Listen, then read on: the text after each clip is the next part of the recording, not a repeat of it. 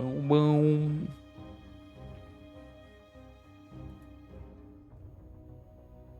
Let me see if there's any lobbies. Dave will take one for the team. And nobody should bitch at me about anything, because I am not in the mood. Alright, here we go.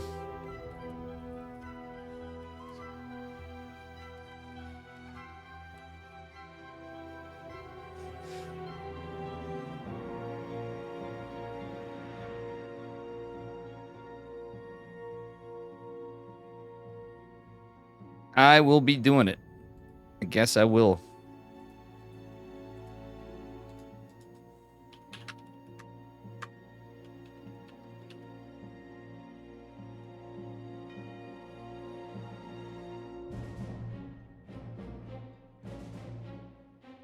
We got Phantom Monster or Hopsea versus 0.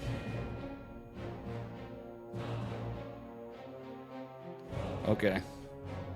It is 1-0 for 0.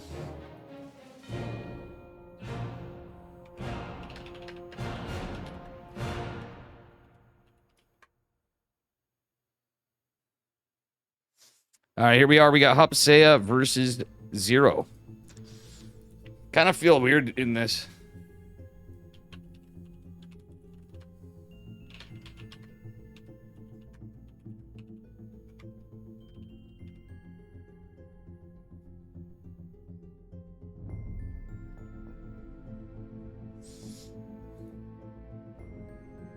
All right, somebody was just trying to get in the lobby, of course, because they do that.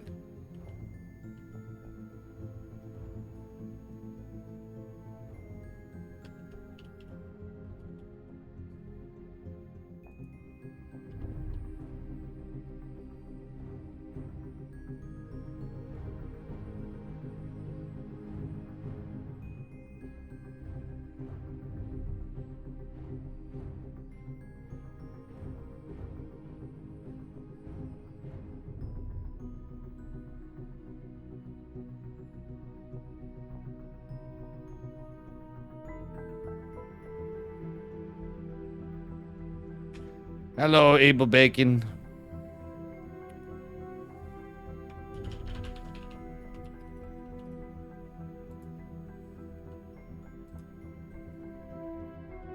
All right.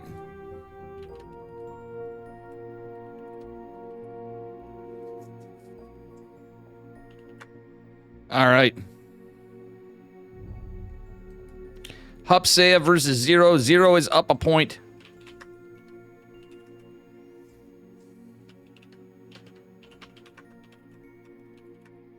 Gotta make sure no bots are on it, no bullshit's on, and I gotta get rid of TTS on the game scene. It is a PVT. Feels weird without the hat. I don't really care. I'm comfortable right now. I'm in some jeans. Thanks for casting. No problem, I guess. I really didn't want to... I'll be honest. Like, I like casting. I hate delays. And it's Friday. I don't want to, you know... I'd rather do what Dave does on a Friday. I'm not, you know... This is a voluntary thing. So people are going to have to deal with it. And in fact... It would be what it be. Alright, here we go. Spawning in the upper left-hand corner of Oceanborn in the purple from, well, it's Hopsea. And his opponent in the bottom right from Apprentice Esports. In the red, he's Terran, giving up 4-0.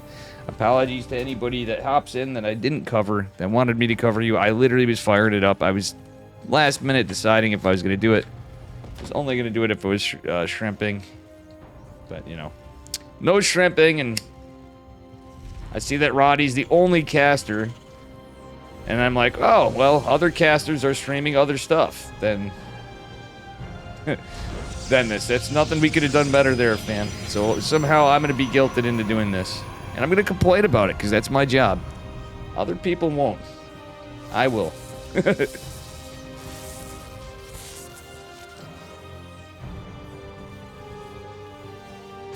All right. Well, Mr. Probe's getting spanked, but he's going to regen his shields a little bit. Took no health damage. Looks like Mr. Zero's up to no good here. Is he going for a proxy? I think he's going for a proxy starport if I was to guess. Double gas opener. Probably shouldn't start off like that when I'm just really tired. It's been a long week. Enjoyed day 9 stream yesterday. That was a good chill match we had with Up a Tree and Steadfast yesterday, for those of you that watched it.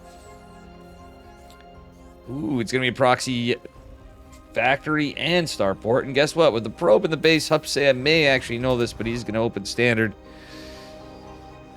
So it may be Hellions. No, it could be Cyclone, actually. Zero is playing a little cheeky. Reaper gets the probe, and it's going to fly up into the water, up to the surface. Hupsea's looking for proxies, but it's not Proxy Marauder. It's not in the 4th base at all. He does have it at, say, at about the 8 o'clock position. Mr. Factory Maker. It will probably be a starport too. Maybe not. We'll see. It's a Widow Mine. Well, the deuce. And then he's going CC on the high ground. This is a little strange. Do we get an armory, guys? That's what I'm curious of. Is Mr. Terran Man going to try to do an armory? And if you need to get an armory and a tech lab on the factory to have permacloak. And Probe's going to scout it. That's the thing with the Widow Mine nerf. You now need to research drilling claws and have an armory to make Widow Mines permacloaked. This is a significant change, to say the least, in this matchup. Alright, second Adept on the way. We got Warp Gate coming as well. Stargate coming as well. How you doing, Bane Riders?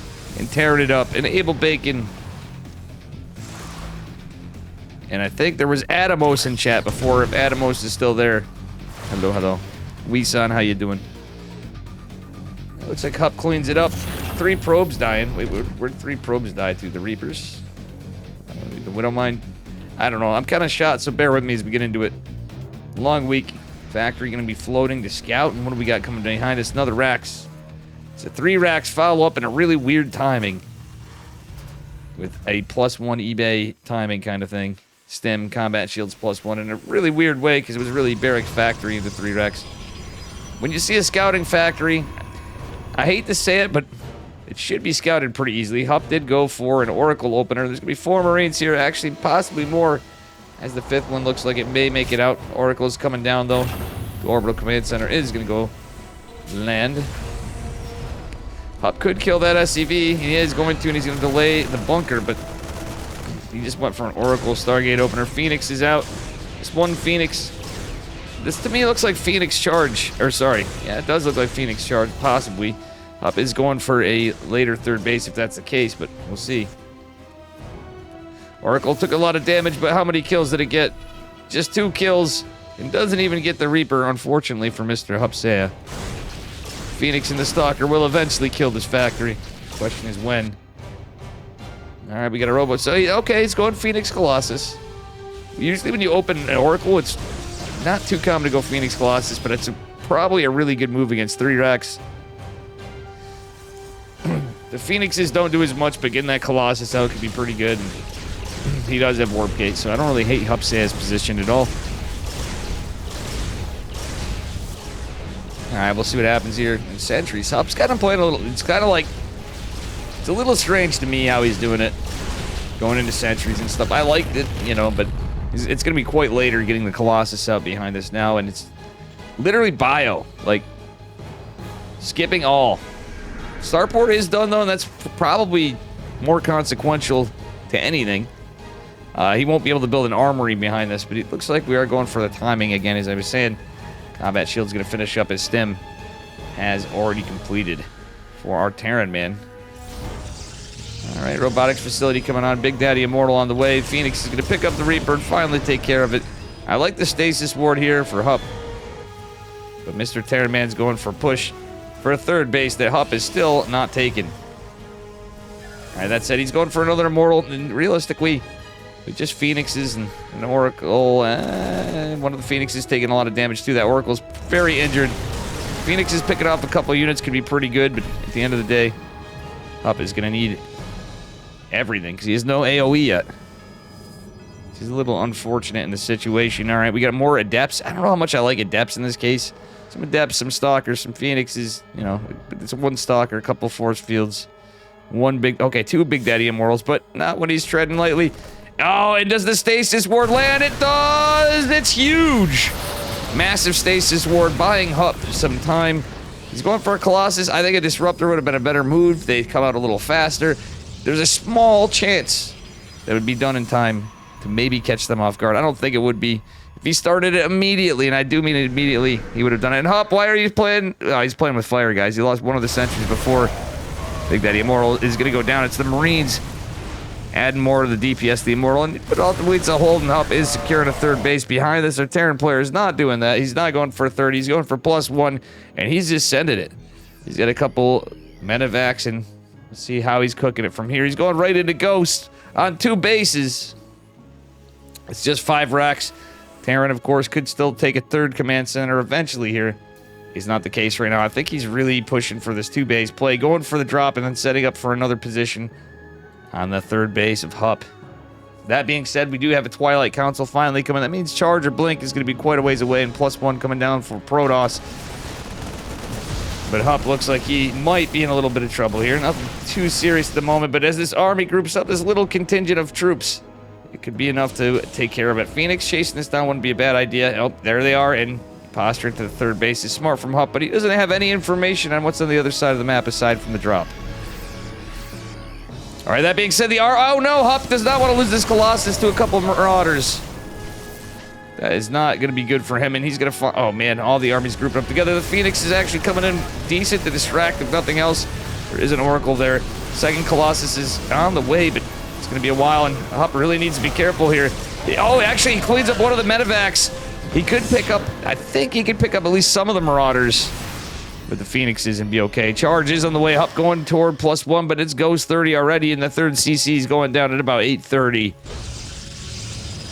It is looking pretty dicey for Terran, man, in my opinion, because Hup's starting to gain an army supply lead. He already has his third base. He's at 60 workers. He's still building some probes here and there, and he's dropping more production. So it's not too horrible for Hup. He only has 2 Colossi, though. I would have liked the third Colossus coming out, or at least going right into Disruptors. Maybe drop a Temple Archives, as crazy as that sounds, but he's going to need something else, and only 2 Colossus is usually not enough. I think a third one was definitely warranted here. Terran, man, chiseling at the rocks. Hup going through. He's going to pick off a stray Marine. Maybe a couple of units if he's lucky. Getting a Ghost would be massive, actually. Ghosts are so expensive that I would not hate it for Hupsea. Alright, with that being said, gearing into it, it's still 5 racks production for Terran. Man, he does not have an armory. He does not have another eBay coming. His third base is about to come online, but it's not going to be an orbital just yet. Hup is remembering his Colossus, going into a fleet beacon, dropping photon cannons. So Hup is transitioning to Sky Toss, but he's going into the +2 ground weapons. I'm not a big fan, or not a big fan, I am a fan of that. What am I talking about? This is actually not too bad. Hup trying to take a 4th base, and he's going to need that kind of economy. It is kind of funny that this is on 3 bases, but he has to be able to defend his army supplies, even with the Terran. And honestly, I think he can do just fine against the 1-1 of Terran, man. A lot of Zealots here. Oh, but guess what? Hup's pushing out, and meanwhile, there's an assault on this side. Just 1 Colossi and a shield battery. Battery overcharge is activated. A little prematurely. 1 gate does fall, and it's not exactly ideal for Hup. But he's not split up. He needs to split his army up a bit here. All right, he's chasing it down with the Phoenixes and the Oracle. All right, Hup split. That's good. That is pretty decent for Hup, but he doesn't have quite enough here. I don't feel like it's enough that Terran has to respect it, but with the EMPs and all the Ghosts over here, I think it's all right. All right, Zealots and Stalkers in the depth fighting this up. The Phoenixes don't really get any more, but I think they may have gotten the Medivacs. It appears they did. Oh, Hup's in some trouble, though, because he doesn't have any shields available. He really wanted to defend the base, but at the end of the day, he just kind of can't. And save everything. He should have postured up. Like, it really sucks in this case, but if he had to, I think it is kind of better to basically sack the third.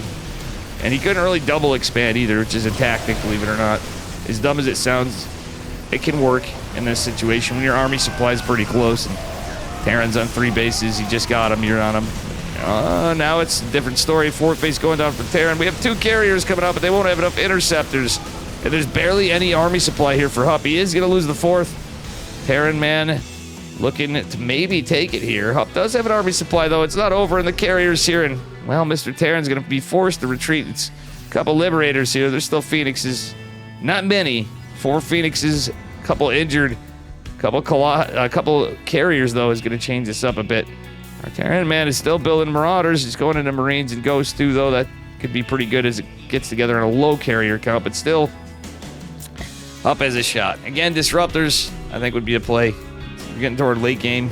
Even just for zoning, I think that would be ideal for Hupp to make that move. But he's going for more Colossus. And when he's lost as much as he did, honestly, the trades are pretty close, guys. Take a look at that. Our Terran player lost a lot more gas than Hupsea. Now it's a little different. So we got +1 air weapons on the way. Actually, +2 air weapons on the way. So Hupp has 1. That's not too bad. These medevacs are pretty injured. 3 of them anyway. And, well, Terran Man's just now going into Ghost. Building another factory finally because he just realized he can't build an armory. I'm sure of it. So his upgrades are stalwart. And if Hupp buys time, even though he's on 3 bases, he might be able to kill this, take a Nexus, and just push out. And I think I wouldn't hate that, per se. Army supplies even. Hupp has to be careful, though. He's targeting the Marauders, which, I don't know. It's really the Marines and the Ghosts that are the issue. Oh, wait, actually, okay, never mind. That's a new Colossi. I'm like, what? How did he get those Colossi that fast? Did he save one and I didn't realize it and recalled it? I don't think so. Okay, he's up to 3 Colossi. I guess I am falling asleep at the wheel, guys. Alrighty. Decent EMP.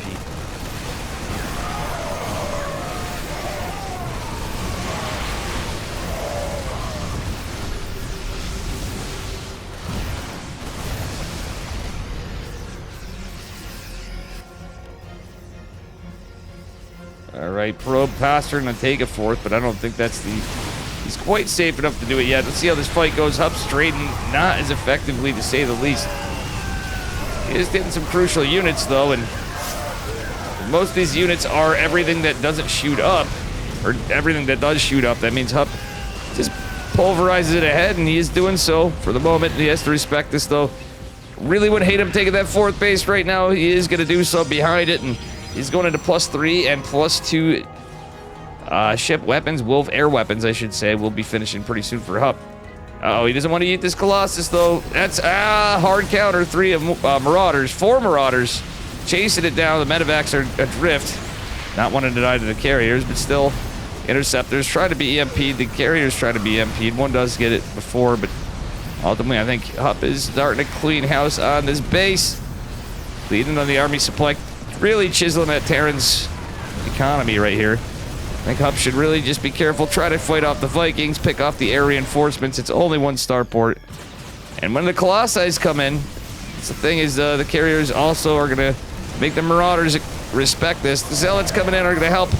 Maybe he's hoping to bait out EMPs on some of the Zealots, I think, so he can kind of do work on the rest of the army.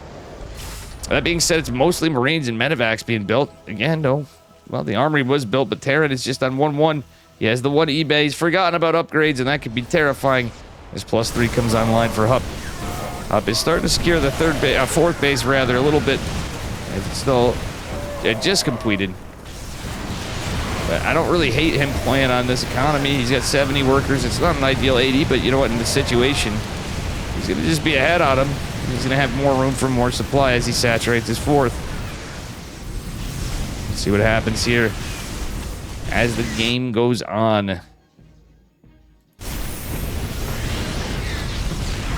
And I don't know, guys. It's not looking good for Mr. Terran. He's got some more SCVs down to the 4th, but he'll lose several more. Losing his orbital command center of the natural is going to be quite rough for him, too. He's definitely not saving that.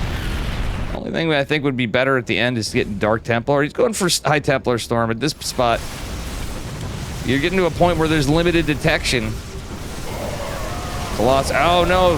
That's a really good fight for Terran, though, even though it's a small army supply. I'm pretty sure Zero is dead, and he is going to GG, conceding to Hupsea for game number 2, because we got on game number 2.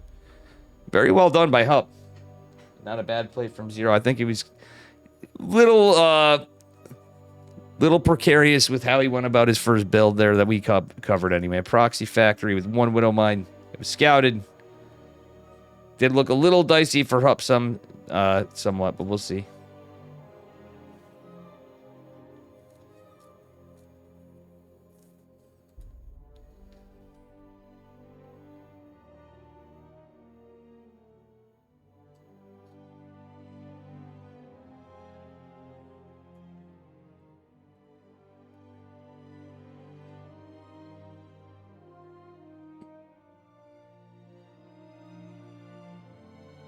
All right, we'll be getting into game number 3 in just a moment.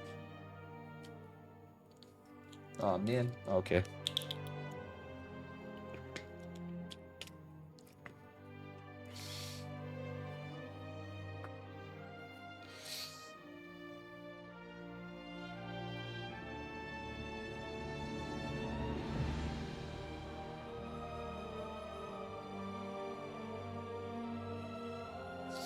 Up's just taking a minute between.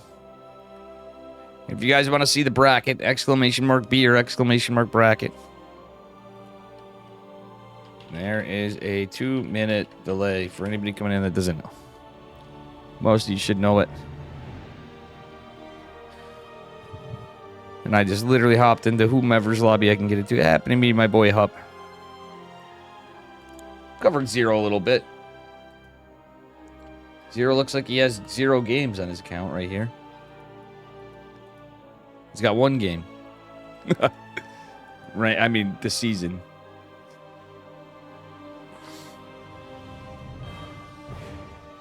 Meow, meow, meow. We're in the lobby. I'm just waiting. GG.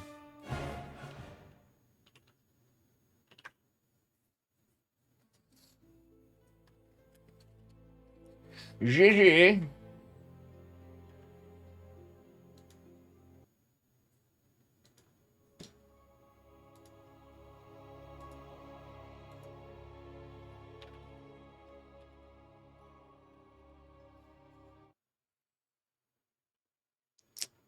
All right, here we are on our 3rd map. I believe this is a best of 3. We're on match point, spawning in the upper right-hand corner. In the purple. Give it up for Hupsea. Mr. Streamer Rager Grinder. His opponent in the bottom left from Apprentice Esports in the red. Give it up for 0. And don't mind me, guys. Clearly, that's just me clicking my knuckles there into the microphone. That's all that was, that noise. Nothing else. It's going to be a Reaper wall for Hup. And he's not going for a pylon scout. He might just look around for proxies. And 0 may just go Reaper fast expand. We'll see. I don't think so, though, with an SCV going this early. He might even be going for an eBay block. I think the man likes the proxy. Hup just looking around on his side of a map so far. Confirming things. Trying to see if there's any proxies. Looking in the usual... Actually, some of it's the unusual spots. No, it is the usual spots. I think this is just going to be an eBay block after... Yeah, we'll see.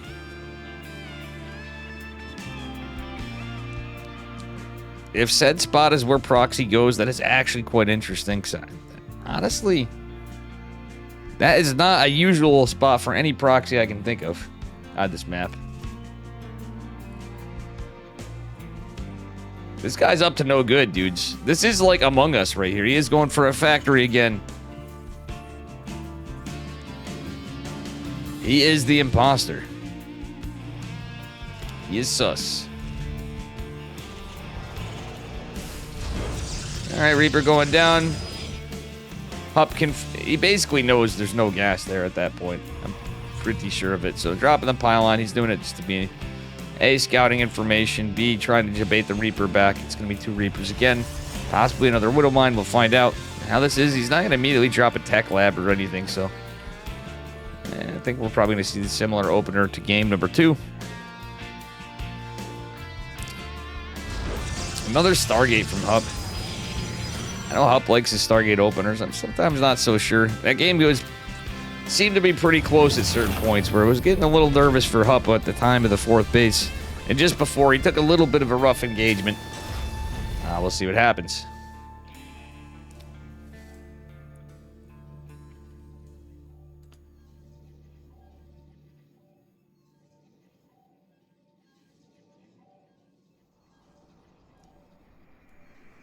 Yeah, we'll see what happens.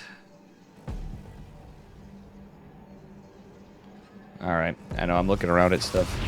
Feel bad, I was watching streams. I wanted to chill out for once. Didn't even know about streaming. I was like, dude, I'm so tired. Alright, Reaper making his move. Doesn't appear to get more than the first probe so far. Okay, Stalker's out too. The 2 Adepts are going to make short work of it. Widowmine is on the way. Here comes the Widowmine, in fact. Here comes trouble. Alright, Hup does force the target fire. Loses another probe, but ultimately it's fine. It cleans it up. Widowmine going back home. Oh, no, it's not. He's going to go out in the middle of the map. Let's see if Hup finds it, but I think he's just going to siege it some more. Hup on the move out. He's identified where it is. The Oracle is scouted. Oh, the Widowmine! Hup, oh my god, that was actually very lucky for Hup. Acheron, you buddies with Zero? By the way, I've seen you guys, and how you doing, Acheron? Everybody hanging out. Good to see you.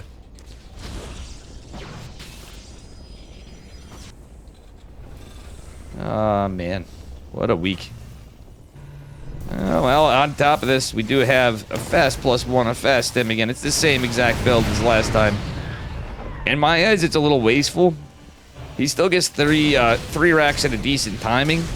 But this time I'd like to see Hup react a little differently. He's getting Big Daddy Immortal, doesn't have a shield battery just yet. I don't think he needs them right this second, obviously.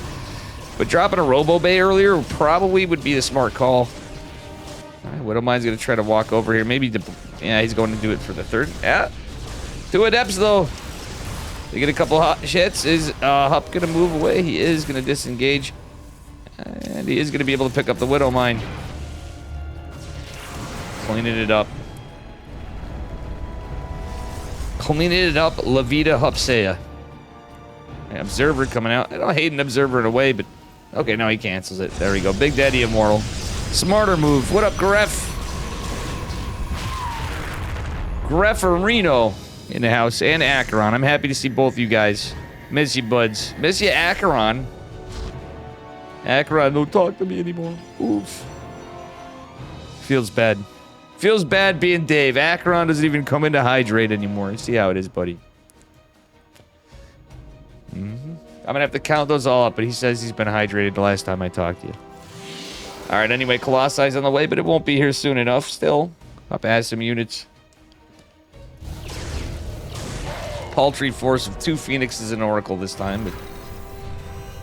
The weird thing is like, Phoenixes can actually be pretty good, but in this case, it's mostly Marines. Oh, he just is a glutton for punishment on stasis wards. This is where the Colossus could come in big, and I wouldn't hate a Chrono boost. Up, Chrono the Colossi. I don't think he's gonna, yeah, he should.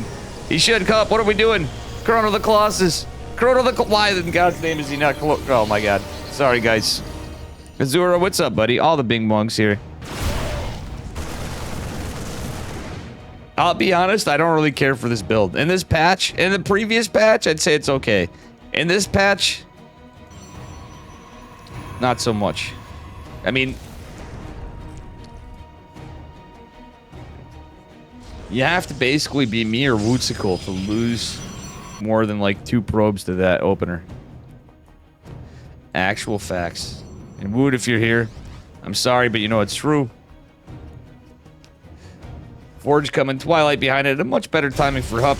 Hup getting a little bit of counter damage, delaying at least one of the racks for a moment. These Phoenixes. Oh, he actually has 3. What am I saying? Alright, 3rd Colossus. No, it's actually 2nd Colossus. Okay, I'm confirming that I am both and not blind at the same time. We did lose the Oracle somewhere in here, though, too. Forgot to mention that as well as we get into it. And that being said, Hup actually leading a little bit for now on the economy because it's going to be a minute before. Now this build played out before. It was about an 8:30 third CC. It's probably going to be a little similar this time. It's the same thing. Ghosts earlier on, the 1-1. This is the boy cooking. I can see how this is Zero's infamous build, Acheron, you know. Haha, Magic Turtle with the Acheron Hydrate. You know, he actually used to do that, though. I need to update my points. I need to update a lot of things in my stream. Now that I got the stream deck, I'm going to say, heck, everybody, I'm updating. But that goes back to the old Team Legion days.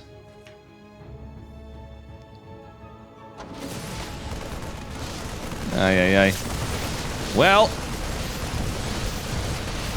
this little force with the medevac, honestly, he's getting a lot more work done than if he played it how he did before.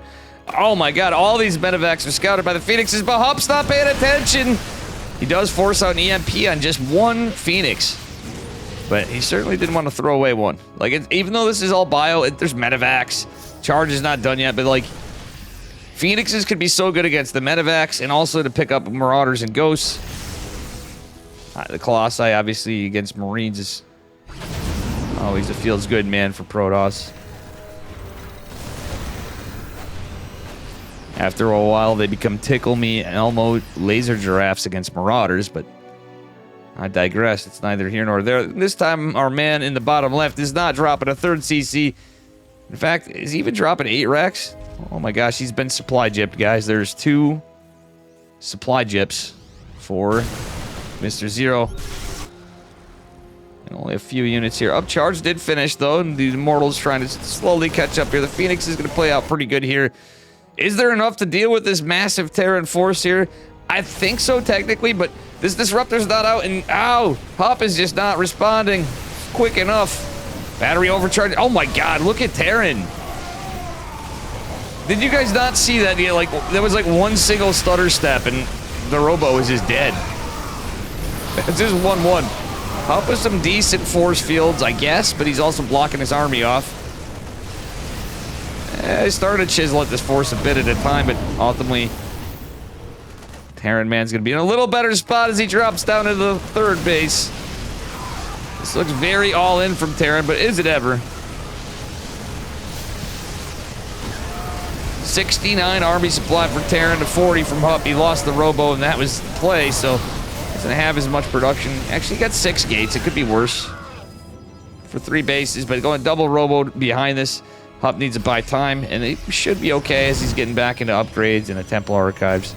Zero is literally 2 base all in this. There's no way ifs, ands, or buts about it this time.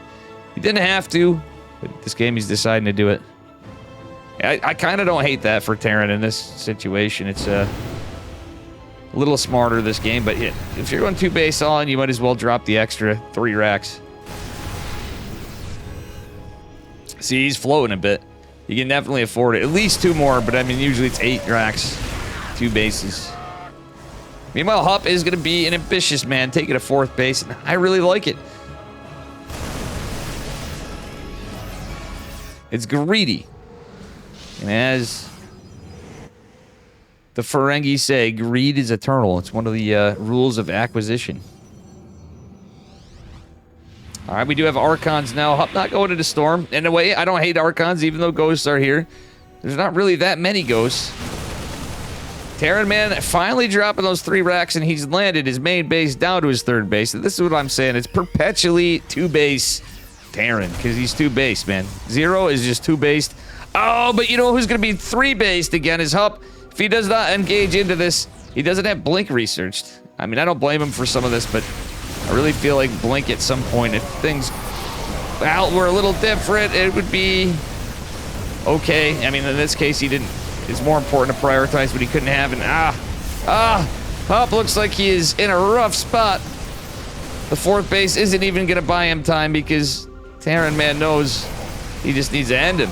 GG's called, and, well, no, GG's called, and that's that. Zero takes it in a 2-1.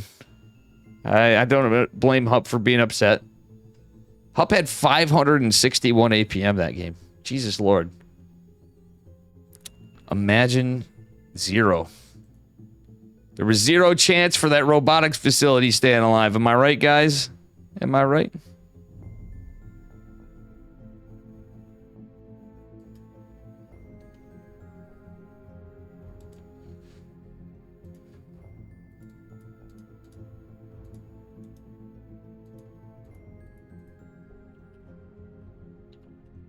All right, I gotta change the ESL logo for this. ESL Masters. Save this.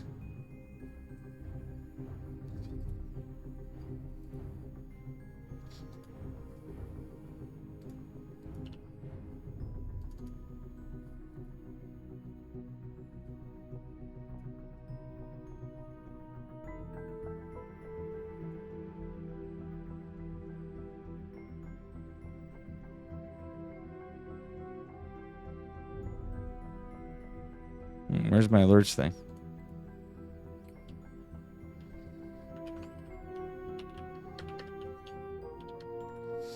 All right, let me get this on. I'm going to go back to here quick. Image. I would do this before, but you know what, guys? I just was winging it. I looked at Roddy's stream. I cheated a smidge. Whoa, why isn't it doing it?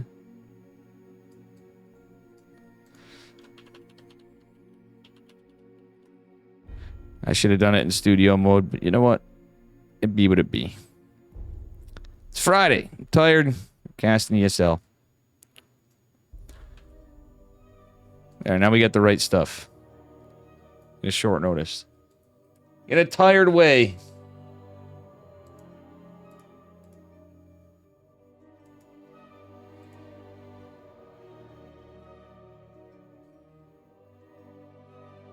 I need some coffee.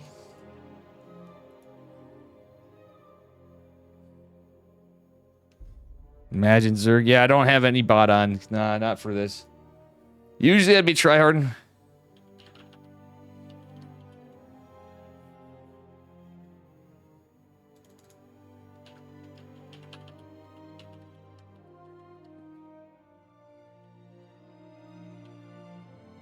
Zero versus full heart. Full heart versus... Oh, wait. I'll get disrespect versus Hunter.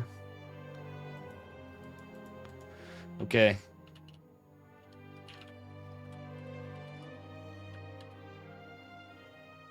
All right, here we are. Disrespect versus Hunter. Yes. Okay.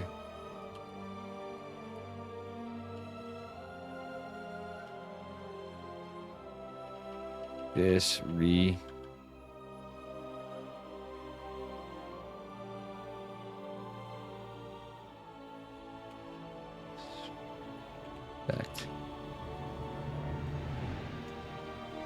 I would have gotten Zero's game too.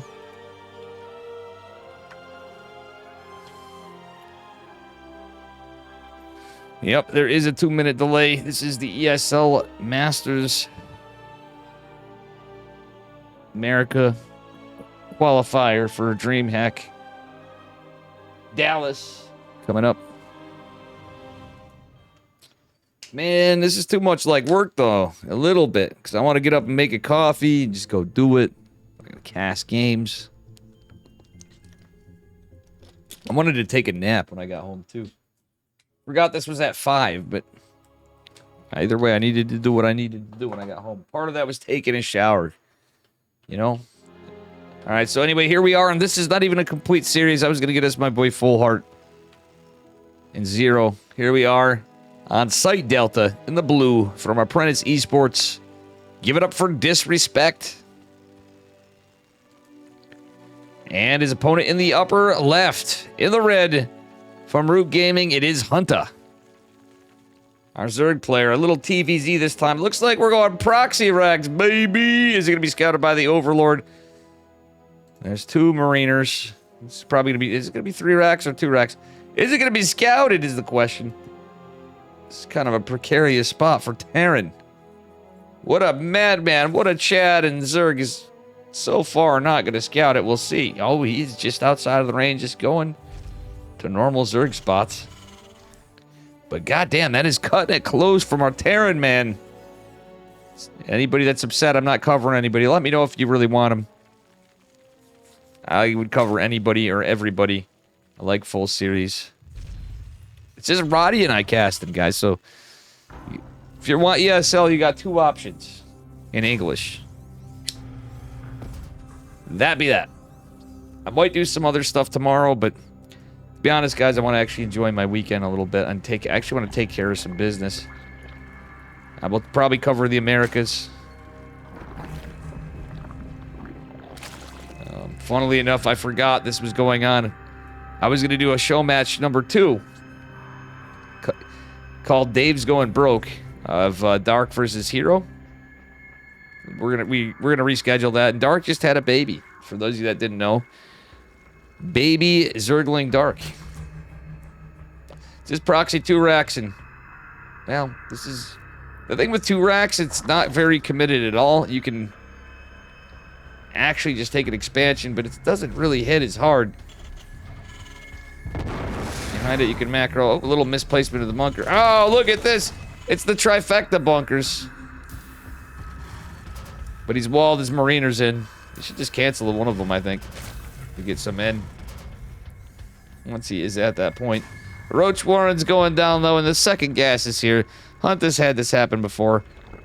Behind this, our Terran man needs the macro, and he is he's getting a factory, so it might actually go okay. Putting a little pressure. If he kills the hatch, kills a queen, it's probably not going to get the queen, but hitting the hatch would be pretty decent. Oh, I love the supply depot micro right there, guys. So based. What a Chad.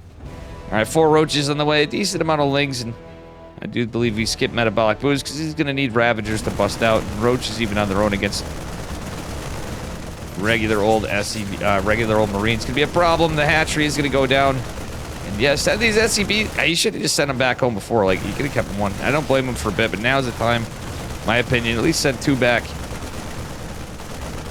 He saw the roaches come out. Like, it's probably a good move. I guess keeping this stuff down. You can get a Cyclone out. You know, Cyclones aren't as good, but typically that's a play. He's going for a reactor. What a madman. I guess he's just buying time as much as he can. Yeah, okay. It does check out, because 3 bunkers and 12 Marines should be enough. He's probably going to pump a little more out. Nah, he's not. 3 bunkers, 12 Marines will be enough here. Actually, it's only 11, but still. And Mr. Terran Man has his starport coming as well. It's now 1 base to 1 base. Galoom, give you the details. How you doing? I came in late because I work until 5 p.m. Eastern time. I was able to get out a little early. Didn't really plan on doing this, and we just had Hupsea versus Zero. Zero advanced. I was going to cover Zero versus Full Heart. But we are on to Hunta versus Disrespect, who's up a point. Barely watched it much earlier because I was pretty busy. I tried to. And we do have the open qualifiers number 2 tomorrow. And the closed qualifiers will be on Sunday. I'll probably cover the closed qualifiers for sure. Very likely. Yeah. If this is lame, I'm sorry. This is, at some point, I'm just going to cover what I can, and we're going to do whatever from there. Alright, it's a lot of Ravs, but behind it, it is going to be Cyclones and Banshees. I like this from our Terran. It's just Ravagers, no upgrades. Honestly, he may want to get the hell out of there and stop repairing. And he's not going to be able to salvage that. He could have salvaged one of them. He's going to lose an SCV. Yeah, he's buying time. He's just chiseling at these units is okay to a point. He wants to get one of the Ravagers and does. Zerg's going to feel okay at this point, but guess what? With Banshees out, with Cyclones out, another one coming. He needs Cloak, though. Cloak would be massive.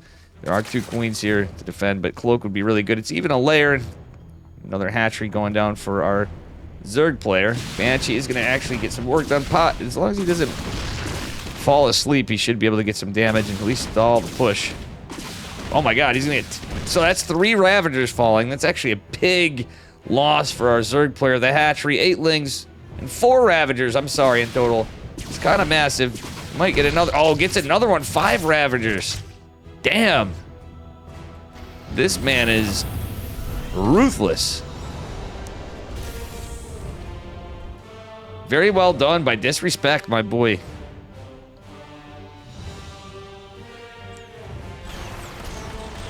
Well cheesed.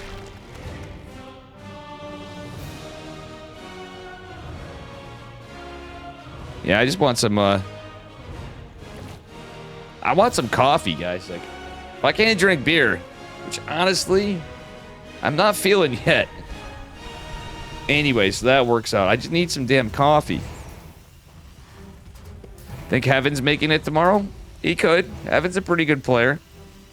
I'll try to cast again. I might be doing some other stuff. And you know what? At the end of the day, I love casting my boys and covering my boys, but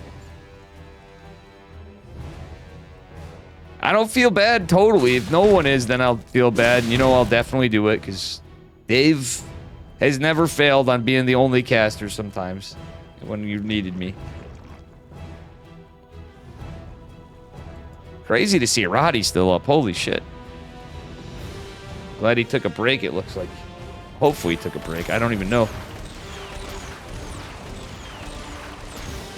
Alright, Overlord is going to be taken out. Now we're kind of stabilizing on the 2 base versus 2 base, which obviously favors the Terran. Carapace. Carapace on the way. What the deuce? Not a bad move, I guess, because it's just some defensive units. A couple Banshees, a couple Cyclones. And Disrespect is going into bio. It's going to be annoying with these Banshees. 3rd base going down for Zerg. And honestly, the Banshees could get some work done on the Roach Ravager, considering that's the main comp. Metabolic Boost just going down now at 8 minutes, basically. It was at 7:55. Oh my god, he wants to force a cancel bad on this, and he is going to, and he's going to get the drone as well. Still, Banshees with the cloak. Quite nice, but is a bit of a problem. That did cost some money. Well, you figure it's 100 minerals for the cancel, 50 minerals for the drone, and then 1 drone going down. It's kind of nice for a Terran player. Mr. Disrespect doing a good job here. Continuing the aggression, continuing the pressure. And Hunta is just way down in workers, obviously. It's going to happen in this case, but still a good spot for Mr. Disrespect. He is forgetting combat shields, though. He's going to remember in 1-1. That's where things can get dicey, but even with a big advantage, we've seen Terran fall apart because of it against Zerg. Against anything. He's going for a push, and he did remember combat shields now, so I do like that. It doesn't take him too long to be researched. Banshee's getting some work done on changelings to prevent scouting. Yeah, oh man. Denying scouting is also really good. Disrespect's just playing this out very well. Queens are out, and we do have the Ravagers and Roaches, and that's it. Metabolic Boost did finish, so Lings can come, and they're going to have Carapace, but no melee. 1-1 is not done yet. Here we are. As the Queens go with the Overseer. It's going to be more than a couple Banshees this time, and tank is siege. It's just 1 tank in this, well, no, actually 2. 1 siege. Oh, it didn't go down. That's even better for Disrespect. I was going to say Creep Tumor almost went down there, but not quite. Now we get the 1 Scouter Roach at the 4th base. How are you all doing this fine Friday? Centrifugal Hooks is on the way. I do like that for Zerg. Hunta trying to find a position, but he's so low on drones. Down to 36, building 4 more, so he's back to 40, but it's 58 and the 3 CC Terran. 3 orbitals. Oh, even a Roach donation and 8 workers fell. I'm guessing that's Banshees. Did we lose the Banshees? Yeah, he lost the Banshees, but 8 workers was well worth it. Eventually trade them out, and at the end of the day, they more than did their job. To say the least.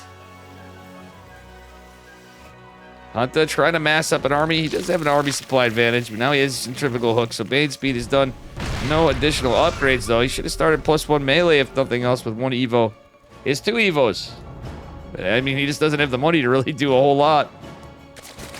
And also, the drone count just now catching up a little bit. We all knew he was in a predicament. Yeah, he's trying to go for a 4th hatch.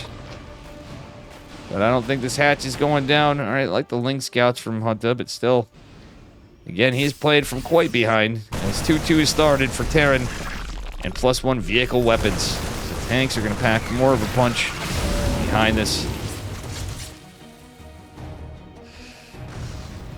Oh my goodness. And this army supply is also looking really good for disrespect as well behind it with these upgrades. I think he can A-move. It looks like Hunt is the one that wants to A-move. Just a couple medevacs putting pressure on in the center of the map. Not really the hugest deal. Obviously, you still want to trade efficiently. A couple banelings were unfortunately taken down. They only got like 1 Marine apiece, so it's a really good cost-effective trades for disrespect. How's my mic sound, by the way? Am I too loud, too quiet, or anything? Just curious. Oh, double Liberator. Oh, but look at this. Disrespect is going to meet a Spore, at least in the main base. And he's not reacting quick enough. He is going to lose this Liberator. Oh, barely stays alive with just 3 HP. Oh, no. Well, it still manages to get a drone before it falls, but to quote my buddy Silent Ghost, nothing we could have done, but also right there, we lost the Queen. Unfortunate, the Queens do kind of derp around and waddle. Liberator was sure as heck go down this time. 4th base down for Terran, the Planetary on the way. Oh my gosh, this is just stacking up for him. We do have +2 Carapace in the way for Zerg and +1 melee. But our Terran man's about to finish 2-2 and +1 vehicle weapons. He should probably push with this timing. If you think about it, his army supply is really good. The upgrades are really good. Disrespect distracting. This is where I wouldn't hate an assault on like the 4th base, away from the creep. He obviously knows it's there with the medevac. We be chillin'. That's what I'm up to. And here comes the big Terran push. That being said, some Lings are over here. Are they going to scout this? The creep tumors or not? I really like this because he's going off creep, but he could set himself to be surrounded at least from 2 sides. I don't think there's going to be a full 360 surround available here for Zerg. But he is going to push in. He's got a couple Hellions, or a Hellion with this. It's pretty funny.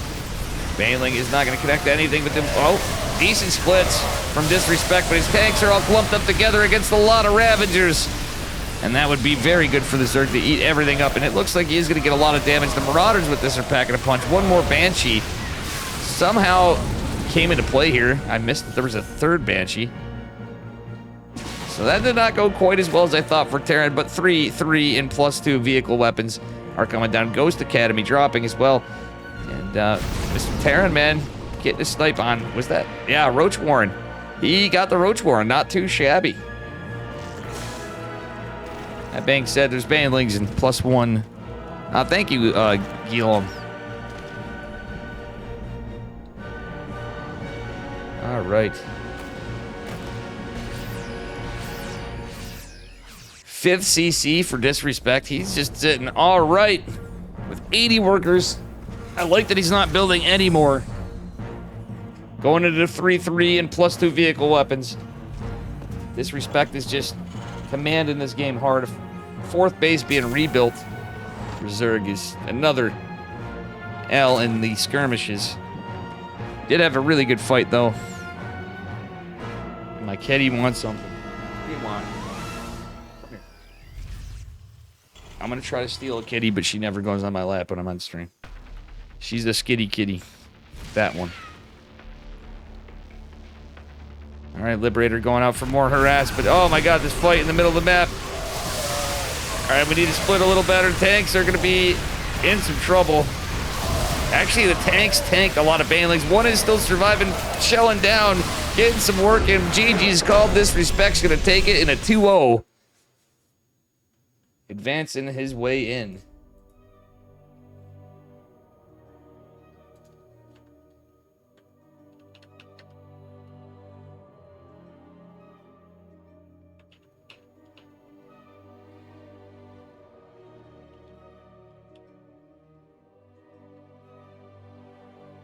What's the other guy's name again? Hunta. Hey, what up, kid? Chillin'. I was trying to say hi yesterday, by the way. You know, with the dual caster thing, it's a little... Nice.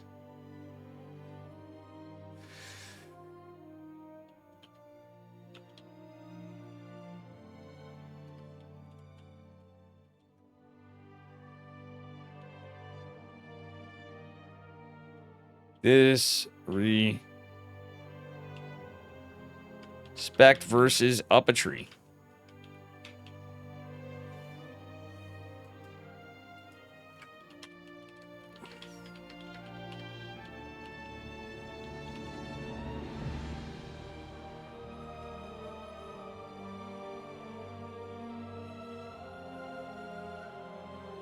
We're gonna get disrespect versus up a tree. I'm gonna try to sneak and make a coffee. And I might put on a shirt after. I feel a little weird like this. Be right back.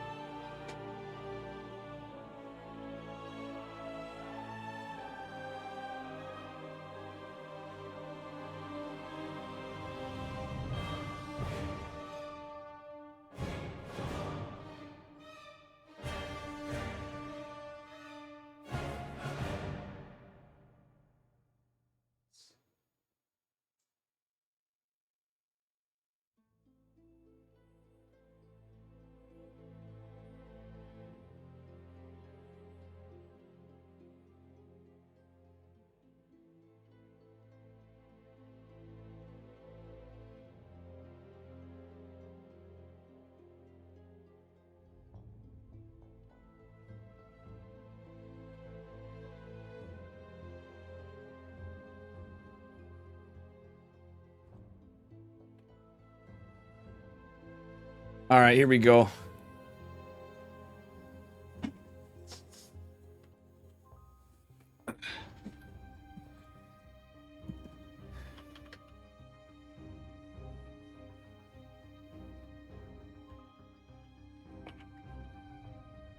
All right, we're gonna get Mr. Sale.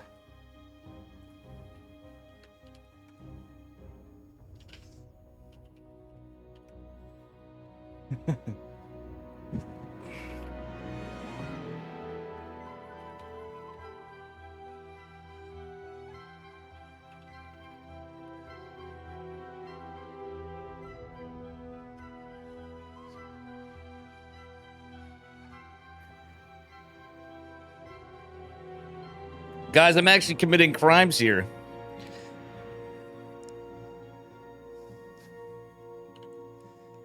I have microwave morning coffee.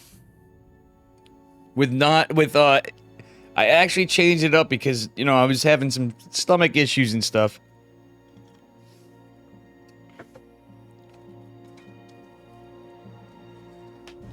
So I warmed up coffee from the morning. Might even be later than that. Ew. With oatmeal creamer. We are gonna get up a tree versus disrespect. I don't know when Holden's going. But I'm pot committed here. Pilly's up with Warren. Epic's playing. Warren was beat. Berry Crunch was 2-1 by Intense. Interesting. So it did. Oh, Jugger J did play. He's playing versus Bio Ice. Who am I thinking of? I am thinking Maples is up versus Maples 2-0 Acheron. I would have loved to get Acheron. I wonder Acheron and all the boys are here. I'm sorry, guys. I got in late. I got in at a weird time, so I was just trying to cover whatever. Obviously, I like to cover my friends. Peely versus Warren. I like everybody, but I got some... Oh, I don't want my friends feeling upset I'm not covering you. It's just... We do what we can do. Disc is what I was going to say. I don't see Disc here.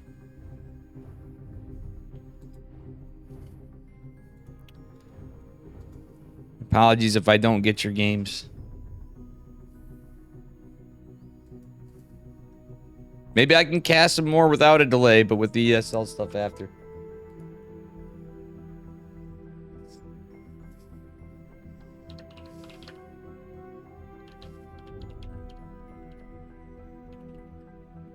All right. All right, we got our first lobby link from Mr. Sal and Mr. Disrespect. I'm getting a little more pep, so I'm not as begrudgingly doing this now. Fortunately, I got my drink on last night, so kind of regretting it a little. So we good. Good enough. I gotta text my girl. Wait, where's my phone? Shit. She's probably not gonna be happy. It's alright, I'll take a little break between stuff. Be on for a little bit tonight.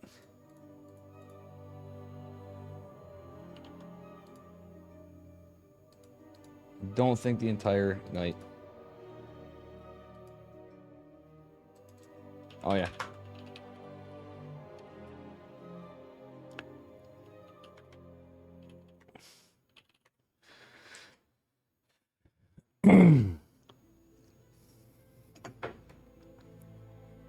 All right, we're starting up now, guys. Mute versus Riser. Is everyone going on?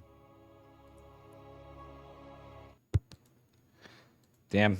Would have loved to see Acheron take a game off Maples at least. Poor Acheron getting bullied. All right, here we are on a TVT. What kind of Protoss am I, huh? Probably because I'm becoming a Zerg. Spawning in the upper left-hand corner in the orange, representing Psystorm Gaming. It's our pal Sal. Mr. Up a Tree. And his opponent in the upper right, he's blue from Apprentice Esports. Give it up for our other Terran man. This one's from America. Not that Canada place. It's Disrespect. Alrighty. Hydrate. I'm going to use that hydrate for coffee. I do have water next to me too, Weesan. How you doing, Weesan? Kid chillin' said no Zerg. Oh, I'm sorry, you said no Zerg before. Yeah, Sag. We had no game 3. There's a 2-0 stop for Disrespect. In a greasy way, but... that is actually a really good play, though. He did what you're supposed to do with a proxy 2 racks, and that's macro behind it. Tech up behind it, and he defended the roach counter. Just was in a really good spot throughout the rest of it.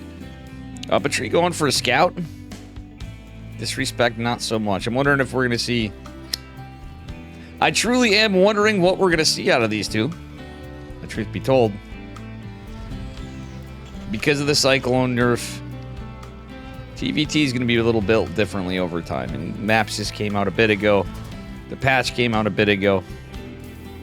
That's more or less what I'm thinking. The Cyclone change affecting TVT a little bit. We still see him, but when we're on for the spot in the qualifiers. Hello, Sibajan. I'm looking at butts again. Oh boy. I'm looking at butts in chat. It's probably not good. Monka TOS, Dave. Gotta stop looking at those butts. Alright, Reaper versus Reaper. Disrespect has the high ground. He's gonna hold his position. 2 Reapers coming out. Are we gonna see Reaper Hellion out of these guys? I doubt it, but we'll see. For Cyclone, Sal is going for Hellion. Okay. I stand corrected. Ha. I was already ahead of you 2 minutes in the future, Sibajan. Or 2 minutes in the past. Either way, we're back to the future. Cyclone will not be ready just yet. Will these 2 Reapers be able to defend this? Oh, Disrespect gets the first shot, but it evens out a bit. Okay, now he's actually taking a better fight, and we'll see what happens. Thank you for the follow, Jason? GACN 1989, or Jackin. Okay, this got really dirty really fast. I'm probably gonna watch it now. Bruh moment. Speaking of bruh moment, Sal throwing for a second, but this disrespect throw, he throws the Hellion. Sal is going to be able to get 2 Reapers in, though, and there's nothing here to defend. CC does finish in the low ground. 2 Reapers can be quite annoying, but guess what? He's full send on the other side of the map. Will not get the delay on the CC. He is going to get the worker. There's no wall for disrespect, though, and Sal has the Cyclone. This fight should favor Sal handedly. Oh, Reaper going down, but still 4 workers already falling on this side of it. The Cyclone is probably still going to be quite good against the workers. Cyclone on its way and almost done for disrespect. Sal actually losing a bunch of workers as well. The tank has finally made its way out. Disrespect starting to lose more and more workers. Tanks are good against Reapers, but they're also slow as shit. The fact that the low ground CC... Oh my god, that's a lot of lost mining time for Sal. Look at the graph. Sal. A regular Derek Jeter over here. With the throws galore. That's why we love Sal. Who else are you gonna watch?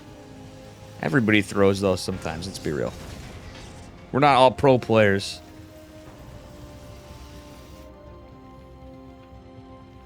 Disrespect actually in a decent spot this game, to be honest. They're both, like, not... It's pretty close. But at the end of the day, it's kind of a wonkier spot. Disrespect was able to get his gas down here, so... kind of like that. Liberator coming from Sal. How you doing, Digits? Welcome. Welcome, welcome. We are on a 2-minute delay. Apologies, guys. That's how ESL be in many tournaments. Well, now. Oh, well. Rest in pieces, Mr. Reaper. That is a bloody mess. 2 Cyclone drop coming in for Sal, but guess what? Disrespect's getting in position. He should be in an okay spot to handle it. He's going to lose some workers still. Little friendly fire from the tanks as well, but you know what? It all gets taken down. I love the tank on the low ground already prepared. The Cyclone is going to help this out with the Marines, and he will get the medevac still. Cyclone damages the Raven just a little bit. 5 workers falling because there's a Liberator. Oh, that Liberator almost getting the... Oh, Jesus, Lord. That was so close to getting the tank. 2 Ravens will threaten it away, though, however. Damn! That actually costs some money. That's a lot of repair you gotta do. As well as the kills on the SCVs. Sal's now commanded an SCV lead, but... it's not the end of the world. Well... that was the most uneventful engagement I've seen in a minute. 3 Marines looking like Sal's not paying attention. He's just like, no, I'm just gonna step away, bruh. What you doing, step, bruh? Bruh. That's a bro moment in TBT, if I've ever saw one. Alright, Interference Matrix, a little bit of head for Sal as well. So now he's actually looking at a decent spot. 3rd CC finishing up, wrapping up nicely for disrespect. So, Army supply a little better too, though. He did have a good amount more of a lead for a bit, I'd say, on economy. But everything kind of traded out. Biggest thing to know is the Army supply advantage. Sal does have the high ground, but this army is much bigger. Ballistics United guitar. I can't play guitar right now, mate. Maybe a little later I can play some guitar. I can't right at the moment. Technically, I could do an ESL guitar cast, because it's TBT. 4Jumi would tell me to do that. I've done it before. Like, oh man, it's TBT. I grew to like TBT a little bit more over time. Depends on the, you know, what's going on, but... it's actually a bit of a scrappy game. Sal using... no, no, it's auto turret versus auto turret. Disrespect loses the fight of the auto turrets. The SCV surrounding the siege tank. 1 siege shot does go down, and oh my god, this thing's a paperweight now. All the energy's down on the auto turrets, and Sal technically holds, but he's down some workers again, and Army supply is favoring disrespect yet again. 1-1 on the way for disrespect. Neither player with stim and combat shields. Sal is probably... yeah, he's going to be able to start his significantly faster. No, okay, never mind. Disrespected. Move to the reactor, probably for Vikings. He might go for medevacs. But, you know. Alright, Sal started his 3rd CC on the low ground first. I really don't think disrespect has any reason not to take that 3rd base as soon as possible. I mean, yeah, he should. He's well oversaturated. He really needs to consider taking that third base because he's already done a little bit of pressure. Obviously, the players don't know what we know. But at the end of the day, he's just playing it safe. Still being too safe means you're losing mining time. It's not that long. I like the 4 Ravens. Actually, that is so based. Sale doesn't have any Vikings out or anything yet. Well, I say that one started, it seemed like. Yeah, that was one started, then canceled. And, oh, interference matrix, good unit. Siege tanks actually get a couple shots off, cleaning up the one on the high ground. There's more interference matrix available. I wouldn't hate for it. Okay, he's going to unsiege. This is where we use it. Oh, he catches it mid-transformation, though, so the tank is at least going to be able to be saved potentially. Still, this is going to allow Mr. Disrespect to get a good position. He is forcing Sal to lift the third CC. Stim is not done, but it's about to be for both of them. Looks like Sal has that knife's edge lead on it, if you can take a look at it. No, actually, never mind. That's just me needing new glasses, folks. All right, 1-1 going to finish here. Nice chiseling at the rocks. We'll see what happens from here. As the Armory goes down for Disrespect ahead of Sal. He's going to have that 1-1 before, but oh my god, the tanks are going down. That's not what you want to see. Sal now has a larger army at the front lines. Yeah, Disrespect hesitated for a second with the Ravens, but the tanks are going to siege.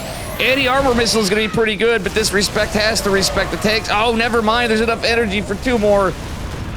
Damn, this is actually a little bit of action going on. 2 more interference matrices, cleaning this up with this big army supply lead now. Oh my god, guys, it's catch and release. Or is it throw versus throw? Some of these engagements have been scrappy, but hey man, it's TBT. Disrespect just got a little unlucky right there, honestly. The pathing, and if he was like a little lower, the tanks would have went this way, but instead they derped up here into Sal's army. So I'm teasing a little bit. I never actually fully offend the players. Maybe for around my MMR. I still am supposed to be nice.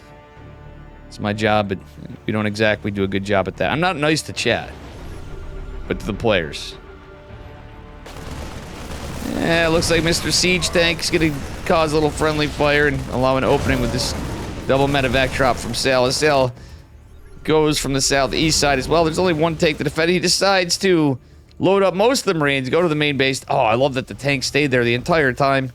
Still, he is going to catch the supply depot.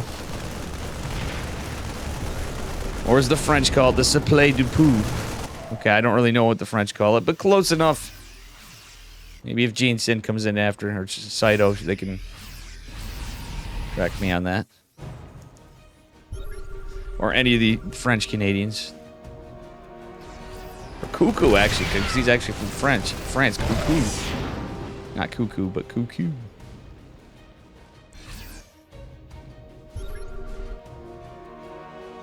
Alright, we'll see what happens here. Marine tank on the left side. Sal's kind of wedged between 3 spots. Doesn't really have many Marines left in the medevac at the north. The main base, natural Disrespect. Vikings are going to clean it up, though, and honestly, it's possible Disrespect takes these Vikings and moves elsewhere. Fortunately for Uppatry, he has seen this push. And, well, if we look here, folks, Sal is a little disjointed on his upgrades. He's going to finish his +1 armor first, luckily for him, but +2 infantry weapons is coming ways behind this. So Disrespect not only commands an army supply advantage, a worker advantage, he also... Oh, but he is donating some Ravens advantage. Sal, that is. Ouch, every Raven went down, and those were game changers in the upcoming fight, as there is a tank on the high ground. If one survived, maybe it would work, but GG's called Disrespect, gonna take game number 1 from our pal Sal.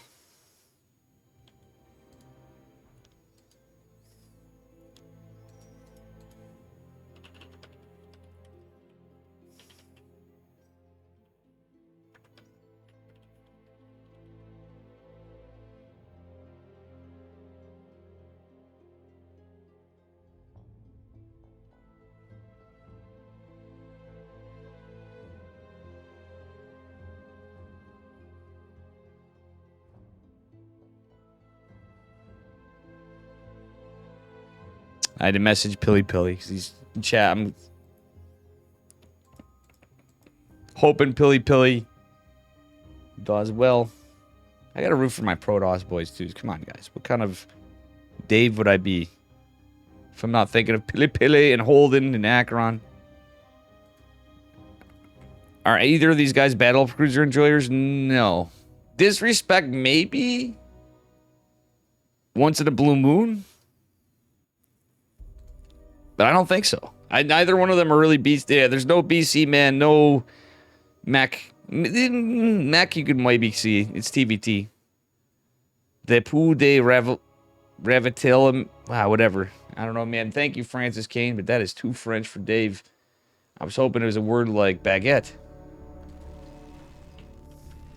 Or wee wee. Or French fry. Anyway, not French fried in game number 1. Game number 2, we're on Alcione in the blue. The bottom left-hand corner. Give it up for his Apprentice Esports Disrespect. Excuse me. Coughing here. And his opponent in the upper right. With some good gameplay. With some good throws as well. Give it up for Psystorm Gaming's Up a Tree, my pal Sal. Well, I think made me broken last month from all the TTSing. I've been having too much fun in that chat. And he did just play a show match against Steadfast. Unfortunately, our boy Dave didn't make it through more than taking a map off of him. Is damn close in the third game. But Sal did win the show match. Steadfast still did. For a guy that's been not playing for a couple weeks, he was doing all right. I don't even think he had warm-up games, unfortunately. But it was a good time. I'll put a YouTube video up whenever I have time or feel like it this weekend. StarCraft Historian was casting with me. It's going to be Proxy Turax Reaper from Sal. By the way, I should be talking about the game, especially when something this spicy is going on, but we've all seen it. Let's see how it plays out. Good build. Sal? Hello? Okay, there's the Reaper. It's like, where's the gas? So this is the thing about Proxy Reaper. Oh, this may be scouted. I believe it might be in the periphery of the Reaper. We'll find out. It might just be off, actually. This is where you have to be careful with your SCVs, too. The SCV's going out like it's a scout, and the timing's almost there. But guess what? This may actually give it up. All right, SCV coming over here. Let's take a look at the Reaper. It is going to find a Reaper. And at that timing, Disrespect should know what's up. Second Reaper on the way. Factory trying to finish up. Disrespect going in defense mode. Is going to pull the SCVs, so this is a really good defense. I know, I'm sorry. No, I'm joking, Francis. Thank you for letting me know what it is. I apologize that... I'm just memeing, man. Thank you for answering my question. I hope I didn't offend you, sir. You actually know some French. I just am like, I cannot pronounce that. Dave Too Smooth Brain. This is why I'm a Protoss main. Switching to Zerg. See, I had to put a plot twist on that. Alright, the Hellion out with Marines in production, or a Marine in production. Should be enough to handle the Reapers. And Mass. Cyclone coming especially holds this, but we'll see what Disrespect can do, or up a tree can do now. Disrespect's gonna obviously be a little behind on the CC. Not really, actually, he's doing just fine. He's just not on the low ground. He's even got a starport. Sal is just starting his factory, so in a weird way, this kind of favors Disrespect a little bit more. Can Sal take this game, though, guys? We are not just going to have a bop. Well, we did have a throw. I'm hoping for Sal. I'm going to be a little nicer. We love our boy Sal. We'll see what happens. How you doing, Theory? What's up, brother? I was saying hi in Pilly Pillies. I saw you chatting. I didn't want to be rude. I had to give some love to our boy Pilly.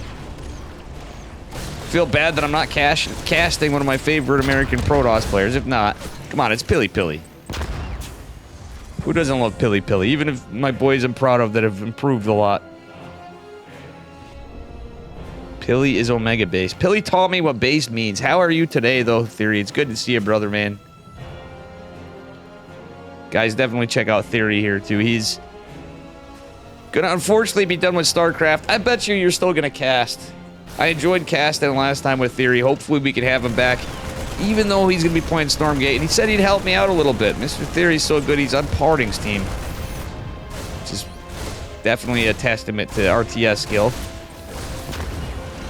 Wow, Sale Disrespect saves the tank.